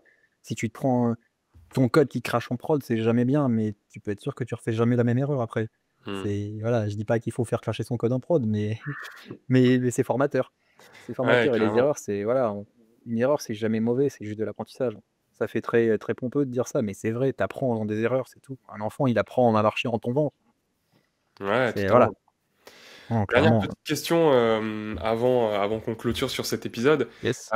Tu parlais justement tout à l'heure de veille, mais pas uniquement de veille technologique. Est-ce que toi, aujourd'hui, tu as des outils ou des méthodes particulières pour justement t'y prendre dans la veille? Est-ce que voilà, tu aurais des ressources ou des conseils à partager pour quelqu'un aujourd'hui qui voudrait bah, être à jour au final sur tout ce qui est je veux publier mon application, je veux générer des revenus avec. Ouais, du coup, pour tout ce qui est ASO, tu Twitter. Twitter, enfin, globalement, pour tu Twitter, enfin X maintenant, mais tu Twitter. C'est une mine d'or. Après, pour vraiment des contenus un peu plus poussés, tu as tous les sites d'ASO, à Figure, Mm. Upwork, tous ces sites-là, ils font des articles régulièrement, AppRadar, font des articles régulièrement pour expliquer un petit peu comment faire ceci, comment faire cela, les nouveautés. Globalement, c'est à peu près ça. J'aime bien aussi, j'aime bien les sites un peu à la j'ai oublié, Mobin je crois que c'est Mobin, ouais, pour le design, où ils te ressortent des apps complètes euh, détaillé écran par écran. C'est intéressant Ouais. aussi pour voir comment ils font, en fait. C'est ça, c'est vraiment un truc qui est important, c'est se dire: tu copies pas un Duolingo ou je sais pas trop quoi, tu t'inspires. Parce que Mm. eux s'ils font des trucs, c'est que ça marche. Tu Ils ont des réinventes grosses pas la équipes. roue, ouais. C'est ça, faut jamais réinventer la roue. Alors des fois ça marche, hein, c'est très bien. SpaceX, ils font atterrir des fusées verticalement, c'est incroyable. Ils ont réinventé la roue. Mais ça marche pas pour tout le monde non plus, quoi. Et du coup, faut s'inspirer des trucs qui fonctionnent. peut-être bien que c'est la meilleure veille à faire, ouais, c'est regarder des apps, des grosses apps, hein, pas forcément juste, de l'indie dev qui fait 10-20K, mais Donc ouais, des des apps grosses qui font, applications plutôt, ouais. ouais, des grosses applications. Comment ils font? Pourquoi ils font ça? Genre c'est con, mais tu télécharges un Duolingo, Mmh. tu regardes leur onboarding, pourquoi ils font ça comme ça? Pourquoi tu as cette séquence-là? Est-ce que les couleurs, elles ont une importance? Les placements des textes, les formulations, les machins? Alors ils font des AB tests, donc tu es pas forcément sûr de tomber sur la meilleure manière, mais normalement, tu as pas un truc pourri. Et du coup, tu regardes les paywalls, tu as des, Superwall, Revenu 4, ils ont des choses intéressantes aussi, où tu es pas forcément obligé d'utiliser leur solution, mais ils te présentent des paywalls. Donc chercher en fait juste, qu'est-ce que tu peux mettre en place de toi, de ton côté. Il y a un compte vraiment Twitter qui est très bien, que du coup tu connais aussi, Adam Little. C'est je sais pas pourquoi il fait ça, ce gars. Je sais pas pourquoi il partage autant d'astuces gratuitement comme ça. Je sais pas ce qu'il a y gagné, surtout qu'il fait même pas de B2B. Ouais. Mais c'est une mine d'or. C'est une mine d'or, ce gars. Et au final, il n'a pas inventé grand-chose non plus. C'est justement, il est tombé sur les bons trucs, notamment un paywall qui marche extrêmement bien avec, l'abonnement weekly et une démo de 3 jours dessus. C'est hyper Mmh. contre-intuitif. C'est pas lui qui l'a inventé, il l'a vu sur je sais plus quelle grosse app, mais le fait est que ça marche. Le fait est que ça marche, de la manière dont il l'a implémenté. Donc c'est vraiment l'inspiration des grosses apps qui font des gros sous. Mmh. Mathéo aussi du coup de Astro, partage un peu de contenu aussi, sur, les réseaux sociaux et sur Twitter, de petites astuces, du coup autour de l'ASO qui sont, plutôt chouettes aussi. Heu, je dis voilà. Ouais, c'est intéressant ce que tu dis parce que le fait de copier ou entre guillemets de s'inspirer des grosses applications, c'est pas forcément quelque chose qui serait intuitif dans le sens où on se dit, bah attends, justement, on en a parlé pendant tout cet épisode, on va pas recopier le nouveau Facebook ou recopier le nouveau Instagram, ce qui souvent euh, est un projet que quand on commence à coder, on veut faire. On a tous, je pense, à un moment eu en tête un nouveau réseau social, une nouvelle application de dating ou je sais pas quoi. Et on a passé, là, je crois, 1h45 à dire que justement c'était l'une des pires stratégies à suivre. Ouais. Mais pour autant, s'inspirer des gros, Ouais. c'est intéressant dans le sens où nous, notre objectif, c'est avant tout de pouvoir tout faire tout seul en quelque sorte, même si évidemment, on va faire appel potentiellement à des prestataires pour du marketing, du dev, etc., etc. Mais l'idée, c'est vraiment de se dire, ok, comment est-ce que moi, je peux utiliser cette stratégie-là de publier des applications et créer des revenus avec, en étant plus ou moins tout seul, parce que c'est l'objectif derrière d'avoir une certaine forme de liberté géographique, temporelle, etc., etc. Et le fait de s'inspirer des gros, c'est prendre toutes ces mois, ces années de recherche, ces quantités de ressources humaines incroyables qu'ont été les devs qui ont bossé dessus, l'équipe marketing qui a bossé dessus, les A/B tests indénombrables, et de prendre peut-être bêtement et simplement ce qui marche, mais au final, si ça marche, pourquoi essayer de, comme on disait, réinventer la roue et de refaire toute cette étude qui a déjà tiré ses conclusions? Mais c'est exactement ça, en fait, faut pas confondre refaire une core feature, du coup, refaire un Facebook, enfin, refaire un réseau social, du coup, où là, tu cherches juste à copier la core feature de ce truc-là ou de refaire ce truc-là et s'inspirer du marketing, des Hmm. techniques de vente. Parce que ce qui t'intéresse, toi, c'est de vendre ton produit. Sauf si tu peux te permettre ou que tu as envie de faire des apps complètement gratuites et que tu veux jamais monétiser. OK, très bien, dans ce cas-là, tu t'en fiches, concentre-toi sur les core features et c'est super. Mais sinon, ce qui fait le succès d'une app, c'est le marketing, c'est la manière dont tu vas amener un utilisateur, curieux, on va dire, un prospect chaud à, devenir un utilisateur payant et qui Ouais. reste payant. C'est encore mieux du coup. Et là, par contre, c'est là où c'est intéressant de s'inspirer des grands parce que comme tu l'as dit, ils ont des ressources phénoménales et s'ils font ça, c'est pas par hasard, ça marche. Voilà, c'est tout. Encore une fois, Steven là, il a fait toute une vidéo, peut-être bien presque d'1 heure, où il détaille tout son process de création Hmm. et notamment il parle d'un truc et je pense que ça, c'est une vraie bonne technique à mettre en place. Ça doit pas forcément marcher pour tout, mais c'est une bonne technique quand même, faire et ça demande par contre des bonnes compétences, en design. Faire un bel onboarding, cinématique qui est pas là pour expliquer comment ton app fonctionne, mais pour qu'il donne envie à l'utilisateur d'utiliser ton app. Donc de montrer les fonctionnalités, avec des animations, des trucs un peu jolis. Hmm. C'est pas à la portée de tout le monde de faire des choses comme ça, mais tu fais un bel onboarding long et apparemment plus ton onboarding est long, plus l'utilisateur derrière est susceptible de convertir, pourquoi pas. Tu fais un bel onboarding vraiment bien chiadé et à la fin tu mets un paywall. Et du Mm. coup, les utilisateurs, en fait, c'est assez logique, c'est humain. Tu es trop chaud, tu as trop envie d'utiliser ce truc-là. Tu te dis, ah, attends, c'est trop bien. Pour un peu qu'en plus, tu es, du coup une démo de 3 jours sur ton produit, bah, c'est chouette parce que tu es méga chaud. Tu as un truc qui va permettre de te confirmer que en fait, le produit, il est chouette derrière, avec la démo de 3 jours. Et tu te dis, bah, au pire, c'est pas grave, j'annule, quoi. Donc tu prends, t'as l'onboarding qui t'a vraiment chauffé, tu as le paywall qui te fait passer à la caisse, et tu as l'app derrière, faut pas oublier d'avoir un bon produit, et tu as l'app derrière qui est qualitative et qui fait exactement ce qu'on t'a vendu juste avant. Et du coup, bah, le gars, il n'a pas de raison de churn, il n'a pas de raison d'aller voir ailleurs. Tu lui as vendu le produit dont il avait besoin. Mais Mm. c'est là aussi où c'est compliqué et intéressant d'avoir fait correctement les choses en amont, donc d'avoir amené les bons utilisateurs. Un truc tout bête, mais en ASO, si ton app elle est pas gratuite, mets pas free dans tes mots-clés, ça sert à rien. Parce que tu vas Ouais. ramener des gens qui vont chercher mon app free. Ils vont Mm. tomber sur ton app et vont voir qu'elle est payante, bah, ils vont quitter, ils vont te mettre une étoile et puis ils vont dire bah non, l'app elle est payante. Et c'est une erreur que j'ai faite. Bon, ne faites pas ça. Non, mais c'est des trucs tout bêtes, mais driver du coup correctement, ses utilisateurs, peu importe, en faisant un bon ISO ou de la bonne création de contenu, dans une machine à cache qui fonctionne, donc un bon onboarding avec un bon paywall, avec un pricing cohérent aussi par rapport à une offre cohérente par rapport à l'ensemble des choses et une app qualitative. Donc effectivement, ça paraît un peu, grosse montagne, gros machin, mais aujourd'hui, à mon avis, c'est pertinent de passer plus de temps à faire un bon onboarding que à faire l'app. Mm. Tu passes une semaine à faire tes core features, une app qualitative qui crache pas, qui fonctionne, qui fait ce qu'elle est censée faire. Ce que tu vends à l'utilisateur, elle doit le faire. Si elle le fait pas, non, revois ta copie. Et ensuite, tu passes au moins le même temps à faire un bon onboarding. Et Ouais. ça, moi, c'est quelque chose que j'ai du mal à faire parce que je suis pas forcément à l'aise là-dedans et je cherche à travailler ces compétences-là. Mais c'est important de faire un bon onboarding qui drive bien sur un bon paywall qui convertit bien. Mm. Moi, le plus gros exemple que j'ai récemment là, c'est une application qui s'appelle Yazio. Je crois que je la prononce bien. Je sais plus où elle est. Yazio, ouais. Qui est une application qui m'avait été conseillée par un coach à la salle de sport. Je sais pas si tu connais, c'est un tracker de calories. C'est un MyFitnessPal, mais voilà, en différent. Et en fait, je l'ai téléchargé sans trop me demander si elle était gratuite ou pas. Je me suis dit, bon, vu le design de l'application, les reviews, etc., il y aura forcément des achats in-app, c'est évident.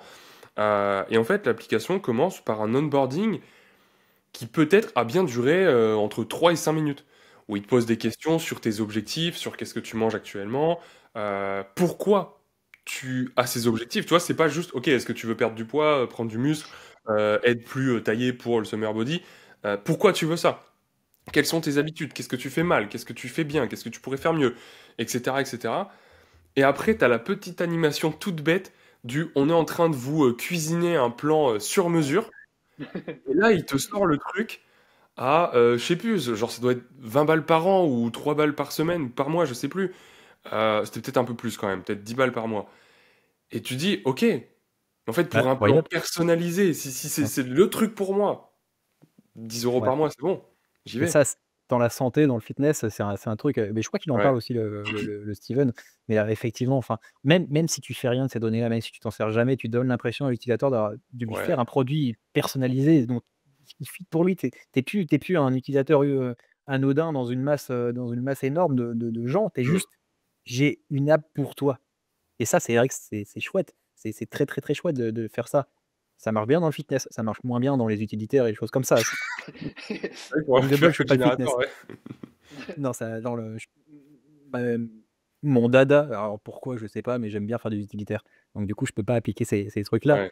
Mais ouais, dans le fitness, tain, c'est chouette de pouvoir faire ces trucs-là. Après, ça demande du taf de bien processer. Sûr. Tu plugs ChatGPT là-dessus, tu Mm. sors, tu lui demandes de te sortir un programme de fitness personnalisé, il y a aucun problème, il va te le faire et ça va te coûter 3 francs 6 sous, ça va être très bien. Mais il faut quand même Ah, avoir puis, l'idée est-ce de que c'est vraiment de faire ça. personnalisé? Tu vois, il y a une différence entre le truc 100% custom et, ok, mon app, elle a, on va dire, 10 features. Sur les 10 features, il y en a 5 qui sont généralistes. Il y en a 2 qui servent pour ceux qui veulent perdre du poids et 2 qui servent pour ceux qui veulent se muscler, tu vois. Et du coup, tu branches les 5 plus les 2 ou plus les 2. Pour ça, un simple if, en général, on devrait. Oui, c'est ça. Non, on est d'accord. On est d'accord, mais ça, tu le sauras jamais au final, parce que Ouais, j'imagine que si tu désinstalles l'appli, il doit bien avoir gardé une trace quelque part de ce que tu as fait et il sera capable de pas te régénérer un truc complètement différent, en tout cas si c'est ouais, bien bien fait, sûr. moi c'est comme ça que je ferai en tout cas pour éviter de passer pour un con. Ouais, tout Mais, à fait. mais Top. en tout cas, non, c'est des trucs très chouettes. Mais plugger pareil, plugger l'IA sur des apps, les IA wrappers, alors, juste un ChatGPT wrapper, c'est fini ça maintenant. Mais Mmh. par contre, tu as tellement de choses à faire avec l'IA. Les identifiers aussi, c'est spoiler, hein. C'est faux picheur ça, hein. Maintenant, il y en a des chiers, hein. Non, faut pas faire.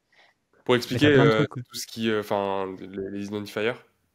Ouais, en fait, c'est simplement, alors peu importe, tu mets, sujet, identifier, donc Mmh. tree ID, plant ID, rock ID, fish ID. Qui permet d'identifier, les plantes avec une photo, une race de chien Voilà, avec une photo. c'est ça. Tu prends une photo de ce que tu veux identifier et ça t'identifie et c'est Mmh. très cool, en fait, comme idée. Maintenant, c'est dommage, c'est ça enfin, c'est ouais, peut-être pas, mais c'est saturé comme niche, mais c'est pas bête, en fait. Tu prends une photo et ça te processe ton truc. ChatGPT peut le faire, oui, mais là, c'est marketé pour et c'est ça, Mmh. c'est là où on en revient encore au marketing et la puissance du marketing et l'importance du marketing dans une app. C'est que tu prends 2 apps identiques. Alors, Apple aime pas les apps qui ont le même code et cetera. Mais tu prends 2 apps identiques, heu, qui sont capables de détecter les mêmes choses probablement, si tu as mal fait ton prompt, ça détectera les mêmes choses. Mais que tu marketes en Fish ID et en Plant Ouais. ID, bah, ça va marcher pour des poissons et pour des plantes pour l'utilisateur. Hem, Eux, ils savent pas forcément qu'ils auraient pu le faire avec ChatGPT parce que c'est pas marketé pour. Mais Mmh. là, toi, eux, ils veulent identifier un poisson. Je sais pas, je fais pas de pêche, mais je connais rien en poisson du coup. Je pourrais peut-être être client de ça. Mais tu vois ton truc, tu sais pas, bah, tu vas chercher un identificateur de poisson. Du coup, tu Mmh. vois un identificateur de poisson, pourquoi tu irais voir ChatGPT? Donc Ouais, c'est c'est, typiquement ce que fait, Adam Lytle justement. ouais, Encore une fois, on mettra les liens en description pour ceux qui ouais, veulent ouais, aller, voir, sa chaîne et toutes les chaînes dont on a parlé, celle de Steven et toutes celles des autres. Parce que c'est vrai qu'il y a beaucoup de ressources. ouais, c'est une pépite. Merci beaucoup Nicolas en tout cas, très intéressant, Avec ça fait plaisir. 2 heures qu'on parle. Ouais, Tu vois, je t'avais dit qu'il y aurait des choses à dire. non, mais c'était sûr, c'est vrai.